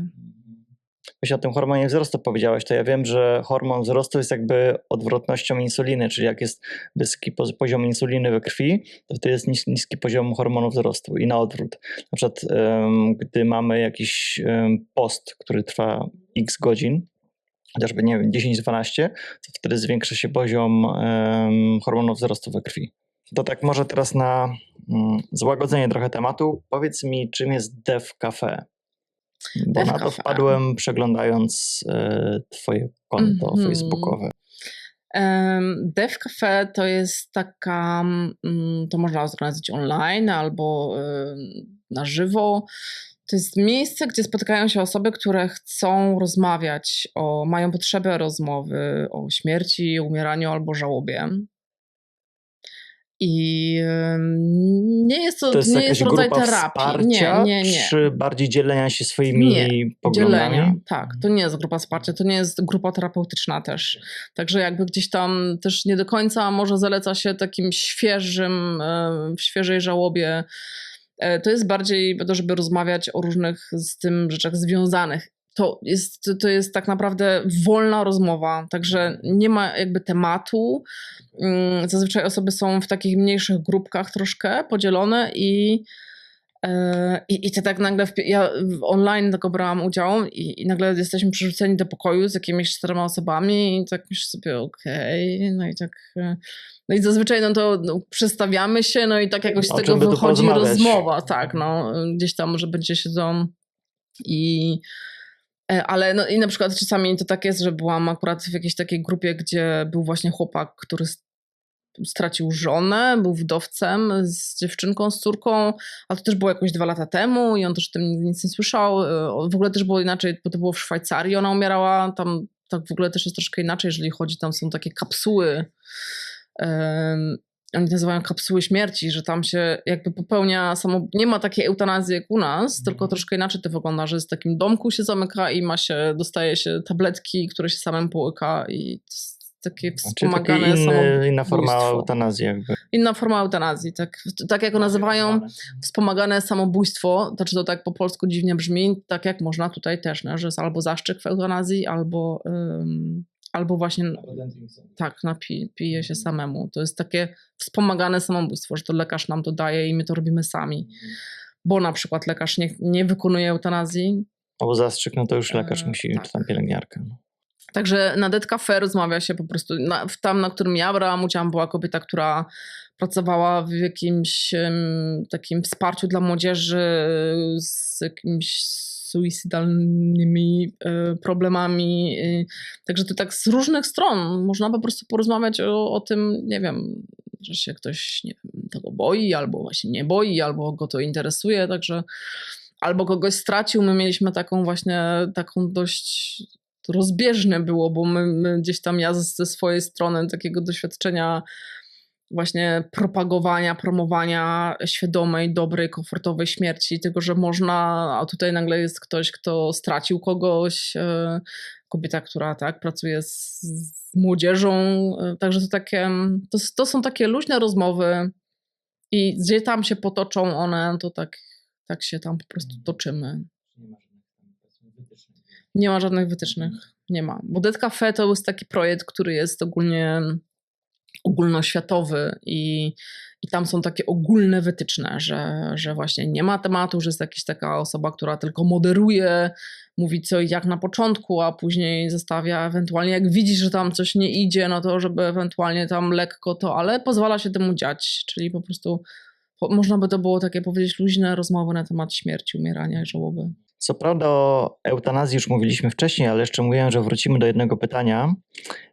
Chciałem cię zapytać o twoje osobiste doświadczenia właśnie z osobami, które wybrały formę eutanazji. Czy ich sposób, nie wiem, myślenia o śmierci jest jakiś inny niż osób, które już po prostu znają ten termin, czekają aż przyjdzie to naturalnie? Czy w ogóle, no nie wiem, można jakoś to tak rozdzielić? Czy ja trochę... Nie wiem, bo na pewno osoby wierzące tego nie robią. To bardziej dotyczy ateistów, tak? Myślę, że może bardziej ateistów. No bo to nawet jest zabronione, tak? Także to już samo już przez się. Ale no z tego, co ja mówię, no osoby zawsze, którymi ja akurat będąc tam, które miały eutanazję, no zawsze na nią czekały, zawsze gdzieś tam były. Ja zawsze widziałam raczej osoby, że trudno powiedzieć, znaczy no nawet nie, no bo tak teraz muszę myśleć o takiej jednej kobiecie, która była uśmiechnięta i rozmawiając z nią i życząc jej szerokiej, też nie szerokiej drogi, tylko miłej podróży, bo to tak fajny no rajs. Właśnie, co takiej osobie można mówić przed śmiercią? Jakiej? To znaczy ja na przykład w takiej sytuacji, no to życzę im nie szerokiej podróży, bo jak jedziemy o tym, ale właśnie Jak przetłumaczyć fajny rajs? Miłej podróży, dobrej podróży. Dobrej drogi, no. Dobrej drogi, tak. Farewell. Uwielbiam ten, no, bardzo mi się podoba ten wyraz farewell. I że ja pytam, może nawet nie mówię, bo to nie ma co sugerować, ale czasami rozmawiamy o tym, co ona myśli, że często jest tak, albo nawet sama gdzieś tam troszkę tak momentami sugeruję w takiej sytuacji, że ja wierzę w to, że idziemy do domu, że to jest powrót do domu. Że... No właśnie, jakie są odpowiedzi przeważnie ludzi? To znaczy w tych sytuacjach, w których ja przynajmniej byłam, to one właśnie gdzieś tam też tak czuły. Zresztą dużo osób w sumie w gruncie rzeczy wierzących, niewierzących, nie wiem, twierdzi, że idzie do domu. Chyba najwięcej osób, które widziałam, które się bały umrzeć, które o tym gdzieś tam nawet też chyba, to też jest takie trochę przykre, ale im mocniej i bardziej wierzący, tym bardziej się bali. Że nie są wystarczająco, że nie byli wystarczająco dobrzy, że nie żyli wystarczająco dobrze, że teraz ten sąd ostateczny ich czeka. No. Trudno to może sobie wyobrazić, ale te osoby w większości odchodziły, były uśmiechnięte przed tym. One już po prostu się nie mogły tego doczekać. One już chciały wyjść z tego cierpienia, marazmu i tego bólu. No. Poniekąd dlatego wybrały tę eutanazję, no. Więc są jakby w 100% świadome tego, tak. co ich czeka. No. Bo może osoba, która czeka na śmierć w sposób naturalny, no może nie jest jeszcze do końca pewna tego terminu, kiedy to nastąpi i tak dalej. I jak to się, jaki będzie przebieg dokładnie, i tak dalej. A jednak osoba z eutanazją, znaczy osoba, która się zdecydowała na eutanazję, no jest jakby w 100% świadoma, kiedy to nastąpi. I wie, że to będzie szybko mega i łagodnie, bezboleśnie. szybko i bezboleśnie. I... Dokładnie. Czyli ma taki, no nazwijmy to, komfort psychiczny, że wie, co ją będzie czekało. Tak, no.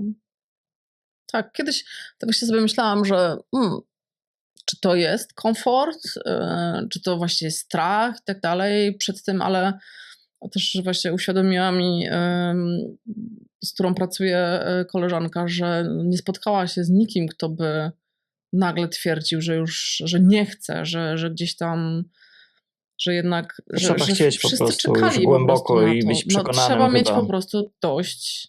Ja sobie jestem w stanie wyobrazić, że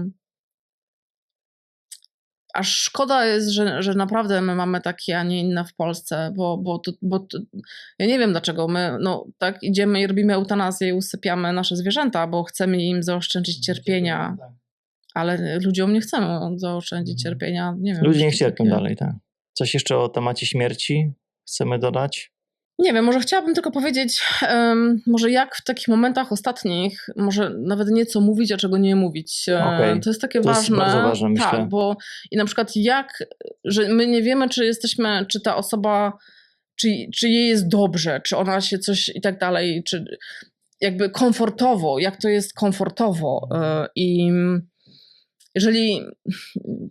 Na pewno osoba, która odchodzi i która mówi nam o tym, że się boi umrzeć, albo mówi, ja wnusiu, ja już zaraz odejdę, ja już czuję, że to koniec, a co my robimy zazwyczaj? Nie, babciu, wszystko będzie dobrze, albo nie ma się czego bać, albo nie mów tak. Zazwyczaj my zamykamy osobom usta i to jest po prostu taki apel. Pozwólmy ludziom mówić o tym, co czują. My nie musimy mieć odpowiedzi na żadne pytanie, ani my nie możemy powiedzieć, rozumiem, wiem, co czujesz, bo nie wiemy, co te osoby czują. Tylko nie bójmy się zadawać pytania. Możemy zapytać pytanie, a czego się boisz na przykład, jeżeli ktoś mówi, że się boi, ale czego się boisz? Bo może się okazać, że boisz się tak naprawdę zostawić rodzinę. Czy sobie poradzą, czy sobie nie poradzą. Także na pewno my nie musimy mieć odpowiedzi na takie rzeczy, ale pozwólmy tym umierającym mówić o tym, że się boją i pytajmy o rzeczy, czy w ogóle cokolwiek mówią, bo to jest, wyobraźmy sobie, jak samotny musi być człowiek, który boi się umrzeć, a jeszcze nie pozwolą mu o tym mówić. I on nie może mówić, bo my się boimy, bo my nie wiemy, co z tym zrobić. Zostaje sam. Mimo, że my siedzimy koło łóżka, ale udajemy, że ta śmierć nie przyjdzie i w ogóle już stoi wielki różowy słoń, a my udajemy, że go nie widzimy. I to jest naprawdę ogromna samotność dla takich osób. Dlatego to jest chyba takie najważniejsze. Pozwólmy mówić o tym i wystarczy. Jedyne, co my możemy zrobić, to jest tak naprawdę popatrzeć na osobę, popatrzeć jej w oczy, kiwać głową, uśmiechnąć, złapać za rękę. To wystarczy i pozwolić jej mówić. I może też jest takim dobrym, żeby powiedzieć to, że jak już osoba odchodzi, nie wiem, że my sobie damy radę sami. Że może odejść, bo często ludzie martwią się o bliskich, którzy zostają tutaj. Boją się po prostu, że oni sobie nie dadzą rady, że finansowo czy to, czy tamto. I myślę, że to jest też To ważne, największa obawa po prostu ich, tak? żeby powiedzieć im, że my sobie damy radę. Ty już możesz iść. Jest okej. No. My sobie tutaj poradzimy bez obawy. Tak. Dobra, to myślę, że takie standardowe pytanie, które zadaję każdemu. Co cię motywuje każdego dnia? Co mnie motywuje każdego dnia? No na pewno córka mnie motywuje, żeby coś robić. I to, co robię właśnie teraz a propos tej edukacji. Właśnie masz bardzo fajną misję. Ja tak mogę powiedzieć, że to się stało moją misją, naprawdę, ale ja jestem za to. I to jest też takie dziwne, że jeszcze naprawdę pół roku temu ja się czułam zupełnie inaczej. Ja się czułam bardzo winna za to, jak ja się czuję. Bo ja nie wiedziałam, że ja się tak mogę czuć, że to jest normalne, że się tak czuję, tak? Że nie czuję się dobrą matką. I że co jakiś czas płaczę i płaczę, jakby mi ktoś umarł, ale to tak jest właśnie. I teraz, mając perspektywę, że to się stało taką moją misją trochę, zwłaszcza właśnie ta chroniczna żałoba, chroniczny smutek, dzielenia się tą informacją, nie terapią, bo ja nie wiem, jak tym ludziom pomóc. Każdy musi wiedzieć, jak sam. Mi ta informacja właśnie dała to, że to się stało moją Przyniosła misją. ulgę taką, powiedzmy. Tak, ulgę i właśnie to, że ja, tak jak mówisz, czuję się na misji po prostu tak naprawdę dzielenia tylko tej informacji, co z tym popieram, zrobi. że temat po prostu trzeba rozgłośnić, żeby ludzie byli bardziej świadomi. Tak. Mhm. Między innymi dlatego nagrywamy też podcast. Oczywiście link do twojego Facebooka z Dobrej Szkoły Umierania też będzie pod spodem, więc wszyscy zainteresowani mogą sobie wejść i popatrzeć. Jakie jest twoje największe marzenie? Moim największym marzeniem jest takie, znaczy ja w ogóle straciłam marzenia w pewnym momencie chyba. Właśnie to jest część... To jest część właśnie tej żywej żałoby, że nagle się traci wszystko i tak naprawdę nie wiadomo, co nas czeka i co to tam będzie i jest się przygaszonym, także... A to zawsze mogą być nawet takie marzenia Znaczy teraz to mam taką może bardziej nie marzenie, a zajawkę, że koniecznie, tak jak już dawno nie miałam ochoty na żadne podróże, gdzie kiedyś dużo podróżowałam, a teraz od lat zachciało mi się w końcu gdzieś pojechać, także to jest Islandia, że marzy mi się Islandia. Słyszałem, że jest przepięknie. Tak, ja się trochę z tym utożsamiam się z tą Islandią. Nie byłem nigdy, ale chciałbym. Tylko, że to troszeczkę tak jak mnie w Holandii się nie podoba pogoda, to tam jest 10 razy bardziej. Tam jest chyba gorzej, tak. Ja też nie wiem, nigdy nie byłam, ale jakoś tak. Z tego, co słyszałem i oglądałem jakieś takie vlogi podróżnicze, no to wieje, pada non-stop. Ale ja mimo wszystko chciałabym tam pojechać właśnie lepiej w październiku, Do samej koniec przyrody września. mam wrażenie. Gdzie jest dla przyrody i gdzie jest właśnie mniej ludzi i ta surowość jest wtedy jak najbardziej wielką. Jakie jest twoje ulubione miejsce w Polsce? Czy masz takie? Tak, mam. w Polsce. Srebrna Góra. No masz. Gdzie to jest? W Kotlinie Kłodzkiej.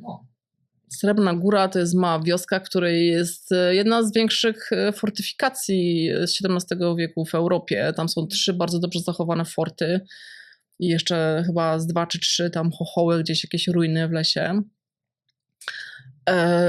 Także Srebrna Góra. No niekoniecznie za te forty tylko, ale... O tym mówiłem. No ja wiem.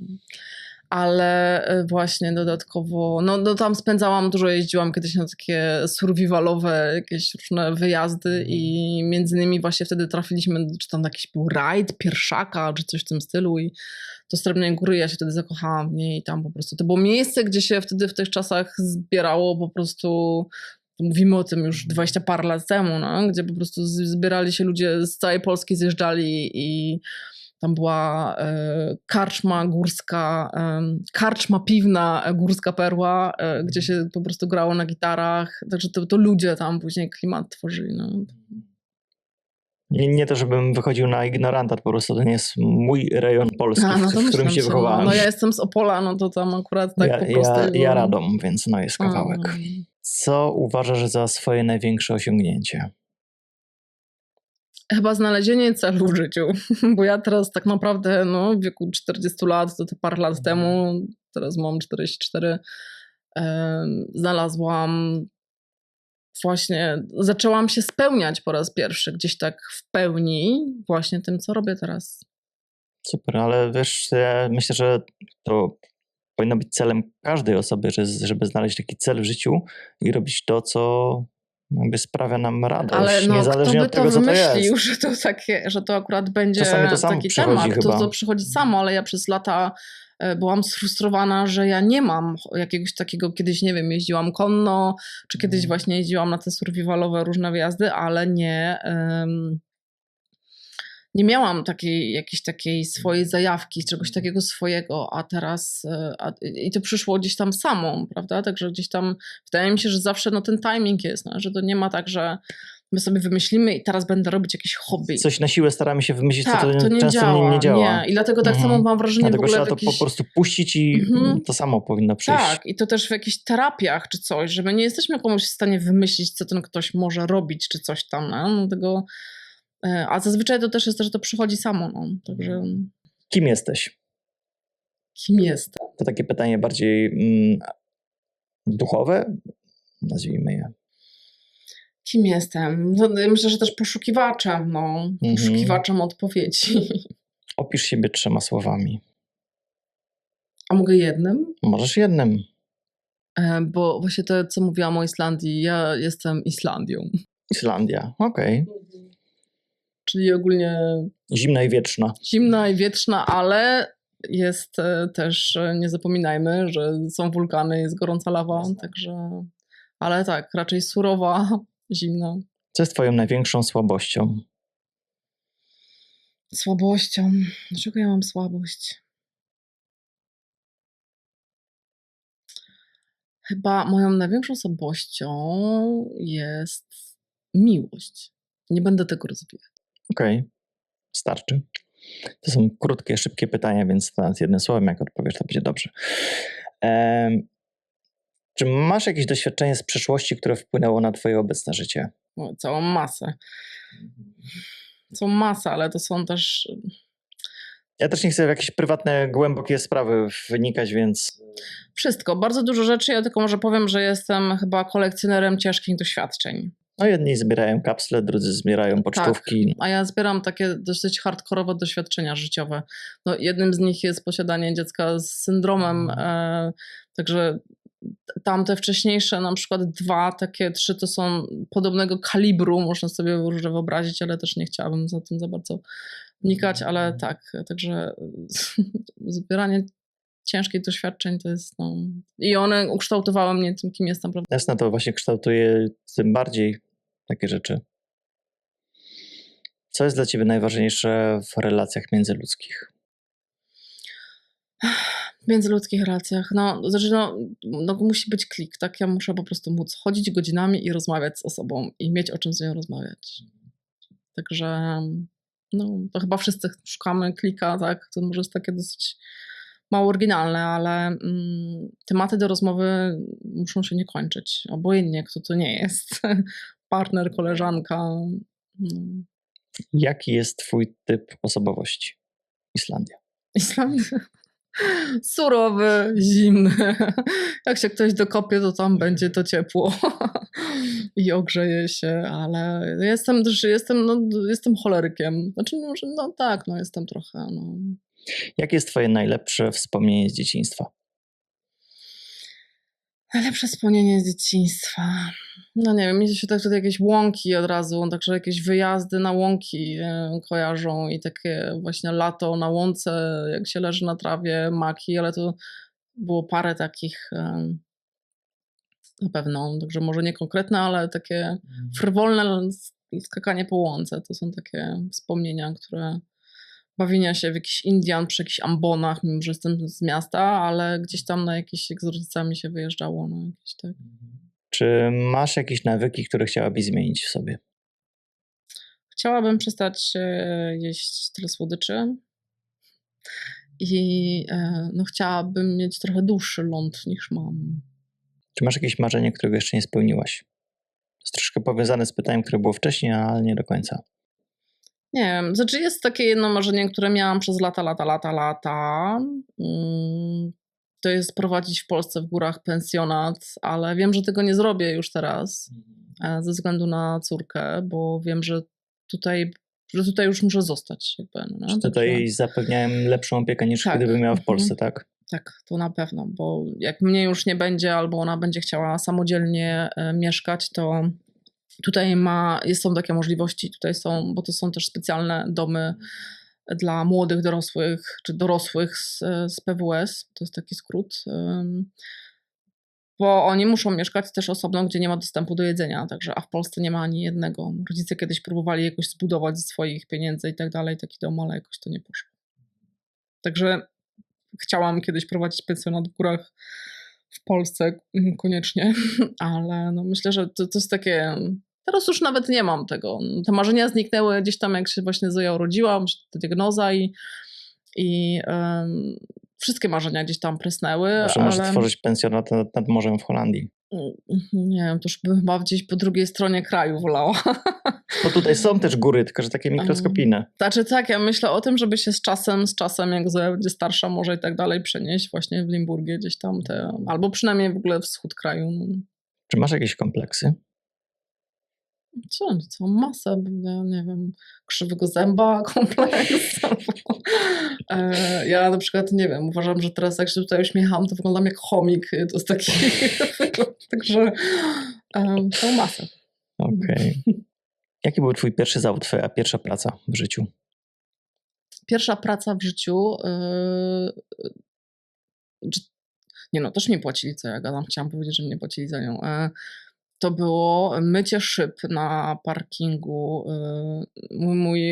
Mój ojciec miał taki zajazd grilla przy trasie i taka pierwsza praca to było mycie Jak się szyb tam dorabiałaś? samochodowych. Tak sobie dorabiałam.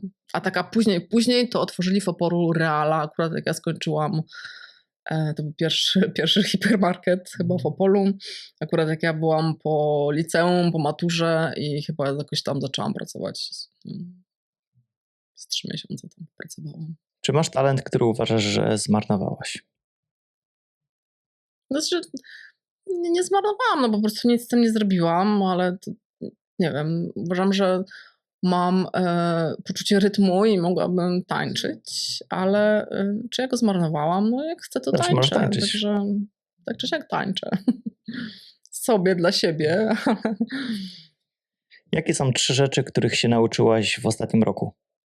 Jezus, uczyłam dużo rzeczy w ostatnim roku, bo akurat ostatnie pół roku robiłam tą szkołę, także na pewno nauczyłam się o tym, że są różne formy żałoby i strata. Po prostu to nie jest tylko, żałoba to nie jest tylko po śmierci. Nauczyłam się wyrozumiałości, trochę więcej do ludzi, bo mam wokół siebie dużo osób, które mają trochę inne, to znaczy, nie wiem, jakoś akurat tak, a to w spektrum są, się okazuje, a to ADHD, to są też osoby dorosłe, które nie wiedziały o tym przez większość życia i nigdy nie były jakoś tam, a jednak jest różnica i ja nauczyłam się tej tolerancji na coś innego, bo ja to jestem taka raczej została, no nie? I taka z kijem w tyłku, powiedziałabym bardziej. Co jeszcze się nauczyłam? Czego się jeszcze nauczyłam? No, zaczęłam w ogóle pisać posty i używać Facebooka do jakichś rzeczy, bo ja tego nigdy nie robiłam za bardzo i także też to nauczyłam się gdzieś tam i nawet ostatnio miałam pierwszy live właśnie z tą pielęgniarką z hospicjum Kasią. A widziałem. Tak. Znaczy, urywki widziałem, bo nie miałem czasu, żeby całości obejrzeć. Chyba miałeś live'a przedwczoraj? Tak, czy... no jakoś tak. A jaki jest twój największy lęk? No, że zostawię dziecko samo, które nie będzie w stanie dobrze funkcjonować, a zostanie pod opieką instytucji jakiejś, bo mnie już nie będzie. Albo... Czyli nie wiadomo na dobrą sprawę kogo. W No, sensie, czy będzie w dobrych rękach? No tylko instytucji, no bo to tak, tato Zoi będzie tak samo w takim wieku co ja, a nie ma tutaj rodziny, no także... W wykonywaniu jakiej pracy byłabyś zupełnie do niczego? No myślę, że biurowej jakiejś pracy, bo... W sensie takie, że siedzisz przed komputerem 10 godzin, No tak? myślę, że tak. I też takiej, której trzeba wydawać pieniądze ludziom i takie tam... Na kasie kiedyś, no teraz to chyba kasa wszystko mówi, ale jakby nie było, to byłabym beznadziejna, tak. Od czego jesteś uzależniona? No myślę, że trochę poniekąd od telefonu. No właśnie, chyba każdy. No, to nie ma co ukrywać. Czasy no. dziwne. Nie wiem, no nie piję, nie palę, nie biorę narkotyków. Od cukru pewnie też, no i myślę, że od telefonu na pewno. Takie chyba uzależnienie XXI wieku. No, tak, chyba tak. Nie wiem, czy ktoś nie jest, no może jakieś, nie wiem, starsze ewentualnie takie osoby. Moja mama nie jest pewnie raczej, no. Ona od telewizora jeszcze, no. A kim chciałeś zostać, jak byłaś dzieckiem? Ja chciałam paść kozy. Chciałeś być pasterzem kóz. Okej. Nie spotkałem nigdy osoby, która chciałaby być pasterzem kóz. Tak, ja chciałam po prostu siedzieć na łąkach, paść kozy w górach, gdzieś, nie wiem. Czy czujesz się nieswoje, jak musisz wyrażać emocje? W domu, tak. Z innymi no różnie to bywa, zależy z kim, w jakim towarzystwie jestem. Ale ogólnie kiedyś nie wyrażałam emocji i jako już dorosła osoba zaczęłam się tego uczyć. A jak i czy potrafisz sobie poradzić z krytyką? Tak, myślę, że tak. To zależy też, jaka to jest krytyka, od kogo i tak dalej, ale właśnie też od jakiś tam czas to sobie uświadomiłam, że jako już teraz, jak jestem dorosła, to że potrafię się z kimś, nie wiem, mieć jakąś niezgodność, już nie wiem, czy to nawet kłótnią można nazwać, ale mimo wszystko potrafimy, nie wiem, nie drzeć się czy coś, tylko rozmawiać o tym i dalej się później przyjaźnić, czy tam kolegować i tak dalej, że gdzieś tam tą taką niewygodną sytuację nagle przejść nad nią. A czego nie lubisz i co cię denerwuje najbardziej u innych osób? Co mnie denerwuje najbardziej u innych osób?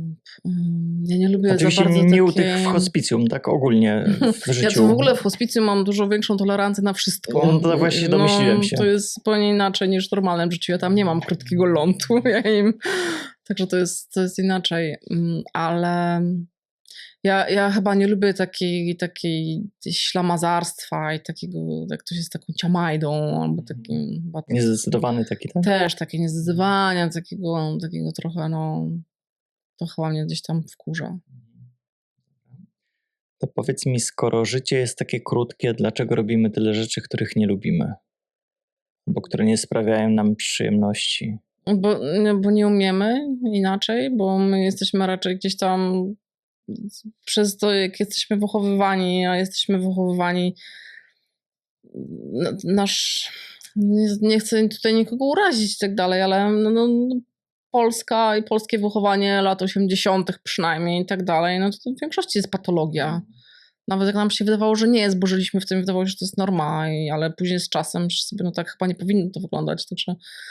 Nie wiem, czy wiesz, ale też powiem dla osób nas oglądających jako ciekawostkę właśnie a propos tego, co powiedziałaś o tym dzieciństwie, że dziecko do 7-8 roku życia, jego mózg jest cały czas w falach teta, gdzie normalnie są beta, w których my funkcjonujemy. Później są delta, teta i na końcu jest alfa bodaj. Alfa jest taka, w alfę wchodzimy medytację. Delta jest najgłębszą fazą snu. Teta i delta. Teta jest wcześniej, delta i alfa. I beta. Beta jest tak na co dzień. Tak, beta na co dzień. Czyli ta teta jest trzecia od dołu, czyli trzecia przedostatnia przed tą głęboką fazą snu. I dzieci do 7-8 roku życia, ich mózg cały czas pracuje na tych falach. I one wtedy po prostu chłoną jak gąbka. Później to też działa, ale już słabiej. Także to nie jest tak, że 15-latek już w ogóle nic do siebie nie przyjmuje, tak? To też jest, ale w mniejszym stopniu. Natomiast dzieci do 7-8 roku życia non-stop ich mózg właśnie działa na falach teta.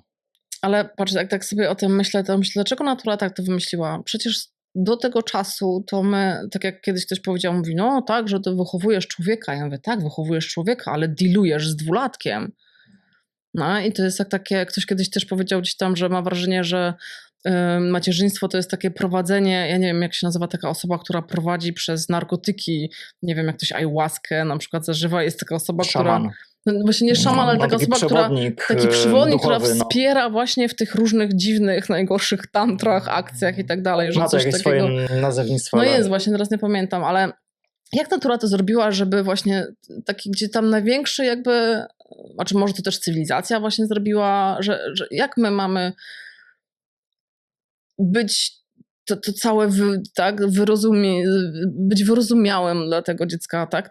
Wtedy, gdy on najwięcej właśnie chłonie, a to jest najbardziej hardkorowy czas. Jeżeli chodzi o cierpliwość, o to, tamto, przecież my tak nam my grają. My jako rodzice, biorąc pod uwagę to właśnie, co powiedziałem przed chwilą, to musimy być cholernie uważni. Tak, ale jesteśmy cały czas tak cały czas triggerowani tym zachowaniem dziecka, często niełatwym, jak często... No o to tak chodzi, powiem, no właśnie, dlatego to natura jakoś tak dziwnie to wymyśliła, no? Tak jakby kurczę... I później te wszystkie traumy wynikają. No właśnie. Bo to nawet jeżeli my nie pamiętamy, to jest gdzieś głęboko zakotwiczone w naszej podświadomości, na co możemy nie zdawać sprawy, że coś tam się wydarzyło tyle lat temu, ale to cały czas nas tam gniecie. No właśnie, tak jakoś nieprzemyślane. Nielogiczne. Nielogiczne w ogóle.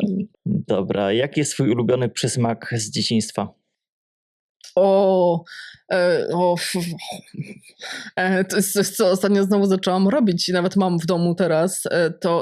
Ja to nazywam czekoladą cioci Wandzi, ale i to jest w ogóle śmieszne, że ja to jadłam raz. Ciocia Wandzia mieszkała, moja rodzina była w ogóle z środka Puszczy Białowieskiej, z Czerlonki, w ogóle z samego środka.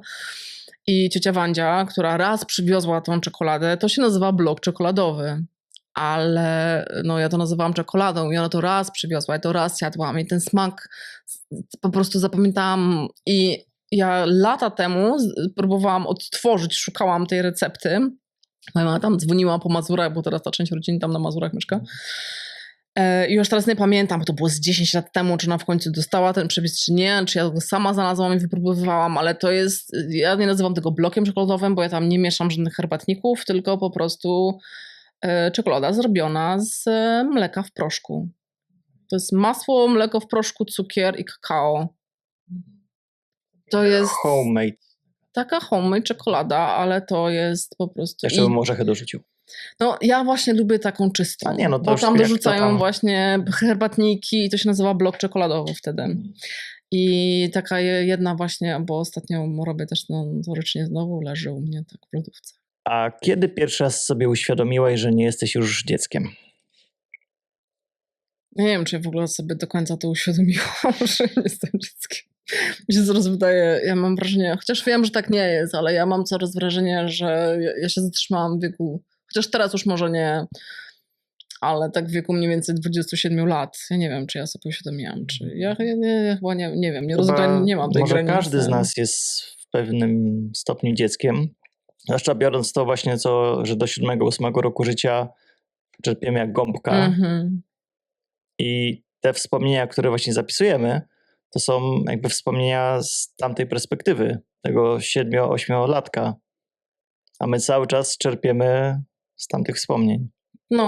Swoje życie warunkujemy na nich, więc tak można powiedzieć, że cały czas jesteśmy dziećmi.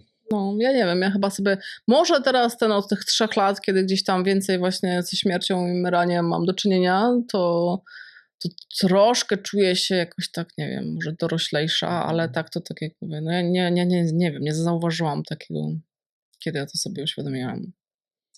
W trakcie robienia czego tracisz poczucie czasu? Znowu będzie monotematyczna, ale jak czułam przy łóżku osoby umierającej. To jest też może dziwne, ale jak się wchodzi do pokoju takiej osoby, która umiera, w hospicjum przynajmniej, to wchodzi się jak do takiej świątyni, w której panuje zupełnie inna, nie wiem, strefa czasowa. To jest taki, ja mam taki medytacyjny stan. Ja tam siadam i siedzę i po prostu... A to mówisz o swoim stanie, czy już o takiej, nie wiem, atmosferze, może to złe słowo, które tam już panuje w tym Znaczy, pokoju? ona tam panuje w tym pokoju, no ale tam jest tylko ta osoba, tak? Często jest sama, także jestem ja i ta osoba i to jest taki medytacyjny stan i wtedy nic nie istnieje nic poza tym pokojem, tylko, no nie wiem, trudno mi to określić, ale to jest taki medytacyjny stan, w którym tracę właśnie poczucie czasu. Tak jak trochę zabiera mnie w jakąś inną rzeczywistość, gdzie inne rzeczy są ważne, nie wiem, gdzie się zadziewa coś. Ja uważam, to jest w ogóle dla mnie ogromny zaszczyt, że ja mogę uczestniczyć w tej ostatniej podróży tej osoby. I tak, także wtedy tracę na pewno poczucie czasu. No jakby swoją uważność oddajesz tej osobie. Tak, ale to nawet, to jest takie bycie, to jest taki medytacyjny stan, bo nawet często te osoby śpią, one są, czy tam, nie wiem, bo jakieś No to po prostu środki, jesteś. czy coś tam, ja tam po prostu jestem tylko, także to takie bardziej właśnie jak medytacji, że jest się, nie robi się nic, tylko się jest. A powiedz mi, czy trudniej jest być dzieckiem, czy dorosłym? Myślę, że jedno i drugie nie jest do końca łatwe, no ja bym powiedziała, że jako dzieci przyjmujemy wszystko tak, jak jest, no i później za to wszystko bekniemy, jak będziemy dorośli. I myślę, że jest łatwo być osobą dorosłą i mniej świadomą i iść przez życie po prostu nie zastanawiając się nad rzeczami. Niż dzieckiem, które tam przeszło Tak, jakieś to traumy. wtedy jest łatwiej, ale z drugiej strony te dzieci też biorą w tym czasie, zależy co tam się dzieje, to że tak jak jest. No, jeżeli, nie wiem, ja będę zimną matką, to moje dziecko by się sobie myśli, że matki są zimne. Tak, i ono bierze to za fakt. Tak trzeba być. Takim trzeba być. Tak, no bo to tak jest, tak? Jak, nie wiem, ktoś bije dziecko, jakiś ojciec alkoholik, no to dziecko gdzieś tam Później nie będzie cierpi. biło, czy... Też, ale ono bierze to, że tak jest. No. Czy tak jak mówię, dlatego właśnie sytuacje, w których byliśmy wychowani, tak, że tak wygląda dzieciństwo i że tak mają... No ale u nas na przykład, tak jak mówię, no to nie były jakieś takie wielkie patologie, powiedzmy, ale no my żyliśmy w takich patologiach trochę, no. No. Co według ciebie oznacza bycie prawdziwie wolną? Prawdziwie wolną, ja nie wiem, ja uważam, że my nie jesteśmy prawdziwie wolni nigdy, tak naprawdę, bo tylko jak już umieramy, to może wtedy jesteśmy wolni. Nie wiem, co to znaczy. A co według ciebie sprawia, że życie jest piękne? No jak mamy jakiś cel, misję, no jak znajdziemy coś, no różnie dla niektórych będzie to spełnienie jako, nie wiem, matka, dla innych jako, nie wiem, ktoś tam. Jak znajdziemy, to sprawia, tak? Jak mamy cel w życiu, to wydaje mi się, że no wtedy... To, co właśnie robimy... Tak, to co nasze działania jakieś, które sprawiają nam... I tracimy poczucie czasu przy tym. Tak, no. A czy uważasz, że obecna technologia nas zbliża, czy oddala od siebie? No, przecież, że oddala. No niestety też w tym uczestniczę gdzieś tam trochę, no ale na pewno daje nam większy dostęp do informacji, których też trzeba zrobić przesiew, ale możemy, tak? Mamy mózg, możemy myśleć, co jest dla nas lepsze i tak dalej, przesiewać, mamy większy dostęp do informacji i to oczywiście, no gdybym gdyby nie było teraz telefonów, ja długo się broniłam, żeby mieć smartfona, ale teraz doceniam, no bo mogę mieć kontakt z moją najlepszą przyjaciółką, która mieszka w Irlandii i my mamy dzięki temu codzienny kontakt na przykład, a tego by nie było bez tego, także gdzieś tam z jednej strony nas zbliża, ale z drugiej strony oddala w takim społeczeństwie, gdzie każdy się patrzy w ten telefon. No. Mówiłaś o tym, że jakby może nie do końca zmarnowałaś, ale ten talent taneczny, a jaki talent chciałabyś posiadać jeszcze? Nie wiem, czy talent, no umiejętność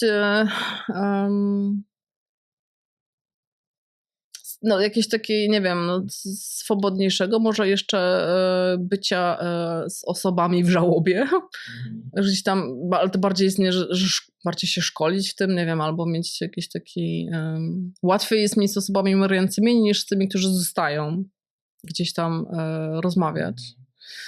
Ale taki talent, kurczę... Nie wiem, czy mam coś takiego, szczerze mówiąc. No pomyślę o tym, ale to już będzie za późno. No to możesz sobie wtedy sama odpowiedzieć. Tak. Także to taka praca domowa. A czego najbardziej nie lubisz w Holandii? No czego? No chyba klasycznie pogody, no. Pogody, no i niestety braku tych odpowiednich przestrzeni wolnych, widoków, krajobrazów. Staram się zrobić z tego, co jest, co mogę, ale gdzieś tam mimo wszystko tej takiej wolności ruchu, tego trochę naszego takiego, tych zaniedbanych przestrzeni, które my mamy w Polsce, tych dzikich przestrzeni, że tego tu nie ma, no i nie mogę powiedzieć, że tego nie lubię. Najbardziej brakuje właśnie tych takich urozmaiconych krajobrazów, bo to wszystko jest...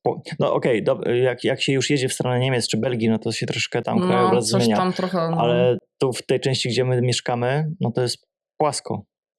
Mało drzew. Tak, no w ogóle tylko budynki, trójkąt Bermudy. Ja dlatego właśnie jak jeżdżę do Polski, to jadę między innymi do siebie do Radomia, a później jadę w góry. Jako taka odskocznia, coś innego po prostu od tego, co jest w Holandii.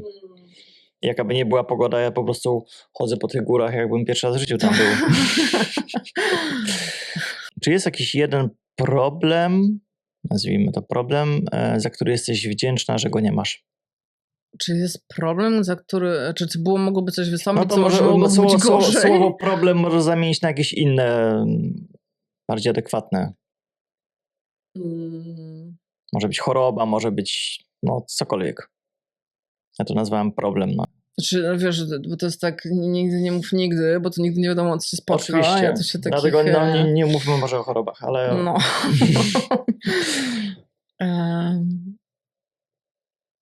Znaczy, cieszę się, że mam, bo ja nie wychowuję dziecka, nie jestem z tatą i cieszę się, że nie mamy problemu, jeżeli chodzi o jakieś takie większych problemów, bo oczywiście tam się czasami ścieramy, tak raz w roku mniej więcej mamy jakąś kłótnię.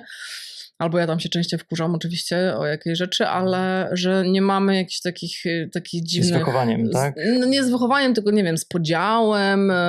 Znaczy może nawet, też nie z podziałem, ale czasami jak ludzie się, nie wiem, rozstają czy coś, to mają, nie wiem, złe kontakty. No. Ja cieszę się, że my nie mamy jakichś złych kontaktów i tak dalej, że mamy dobre kontakty i że nie mamy jakichś, nie wiem, wojen w sądach albo nie wiem, co tam jeszcze można mieć.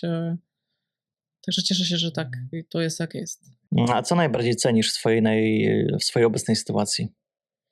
Co najbardziej cenię sytuację, że znalazłam że w obecnej sytuacji, którą mam i mam na myśli moje życie teraz z dzieckiem, z syndromem Prader-Willi, w ogóle z jakimś takim genetyczną niedoskonałością, gdzie pojawiają się różne wyzwania i problemy, że dowiedziałam się i znalazłam właśnie to, że to tak może być, że to jak się czuję, to jest taki moim w ogóle, to mi daje, nie wiem, cieszę się, że to wiem, że mogłam gdzieś tam ten termin poznałam i tak dalej i na dzień dzisiejszy to jest to. Dobra, przebrnęliśmy już chyba przez wszystkie pytania. Część, tak jak mówiłem, odrzuciłem, bo nie pasowały do dzisiejszego kontekstu rozmowy. Bardzo Ci dziękuję za przybycie. To naprawdę była, jak dla mnie, bardzo inspirująca, mega pouczająca przede wszystkim i świadoma rozmowa. I naprawdę dowiedziałem się mnóstwa rzeczy. Mam nadzieję, że widzowie, słuchacze również. Także dziękuję Ci bardzo za przybycie. To ja dziękuję za zaproszenie i za nominację, którą dostałam od kogoś, w ogóle się wystraszyłam. Nie wiem, od kogo dostałaś, ale to chyba... Daria. Ja nawet nie znam tej osoby, nigdy nie spotkałam się osobiście. Także dziękujemy, Daria. Dziękujemy. Ja kojarzę, bo Daria jest aktywną fanką na fanpage'u. To tak, ale to tak jakoś niedawno, nawet nie wiedziałam, ale też osobiście nie znam, więc pozdrawiamy mimo wszystko. Tak, pozdrawiamy. Ja też dziękuję i że mogłam się tym podzielić, bo gdzieś tam, tak jak mówisz, to jest moja misja, także chciałabym, żebyśmy mogli i może ja takie mało jeszcze powiem, że jeżeli znacie osobę, która jest teraz, jest z diagnozą albo opiekuje się osobą chorą, to nie bójcie się i zadzwońcie, napiszcie, bo ja to robię za darmo i ja mogę po prostu wesprzeć, może coś podpowiedzieć, możemy gdzieś tam pobyć razem w tym i znaleźć może jakieś rozwiązania albo tak jak mówię, to jest za darmo i dlaczego by nie skorzystać? Ja wiem, że się boimy powiedzieć komuś, a posłuchaj, wiesz co, to tutaj jest taka szkoła dobrego umierania, jak ktoś dostał diagnozę, bo to co sobie ktoś pomyśli, ale pomyślmy, że może być jeszcze gorzej, jeżeli o tym nie będziemy rozmawiać i może być jeszcze trudniej, także jeżeli macie kogoś w otoczeniu, kto tego potrzebuje, myślicie, że potrzebuje i może użyć, to nie wiem, podsuńcie mój numer telefonu i dokładnie. Zawsze możemy razem pomóc. Dobra, myślę, że tym miłym akcentem na koniec kończymy. Dziękuję Ci jeszcze raz bardzo. Ja też dziękuję. Podlinkuję w opisie filmu, tak jak wcześniej wspominałem, dane kontaktowe do Ciebie, więc jeżeli ktoś z widzów będzie zainteresowany, no to łatwo będzie mógł nawiązać z Tobą kontakt. No i cóż, widzimy się w kolejnym podcaście. Cześć. Cześć.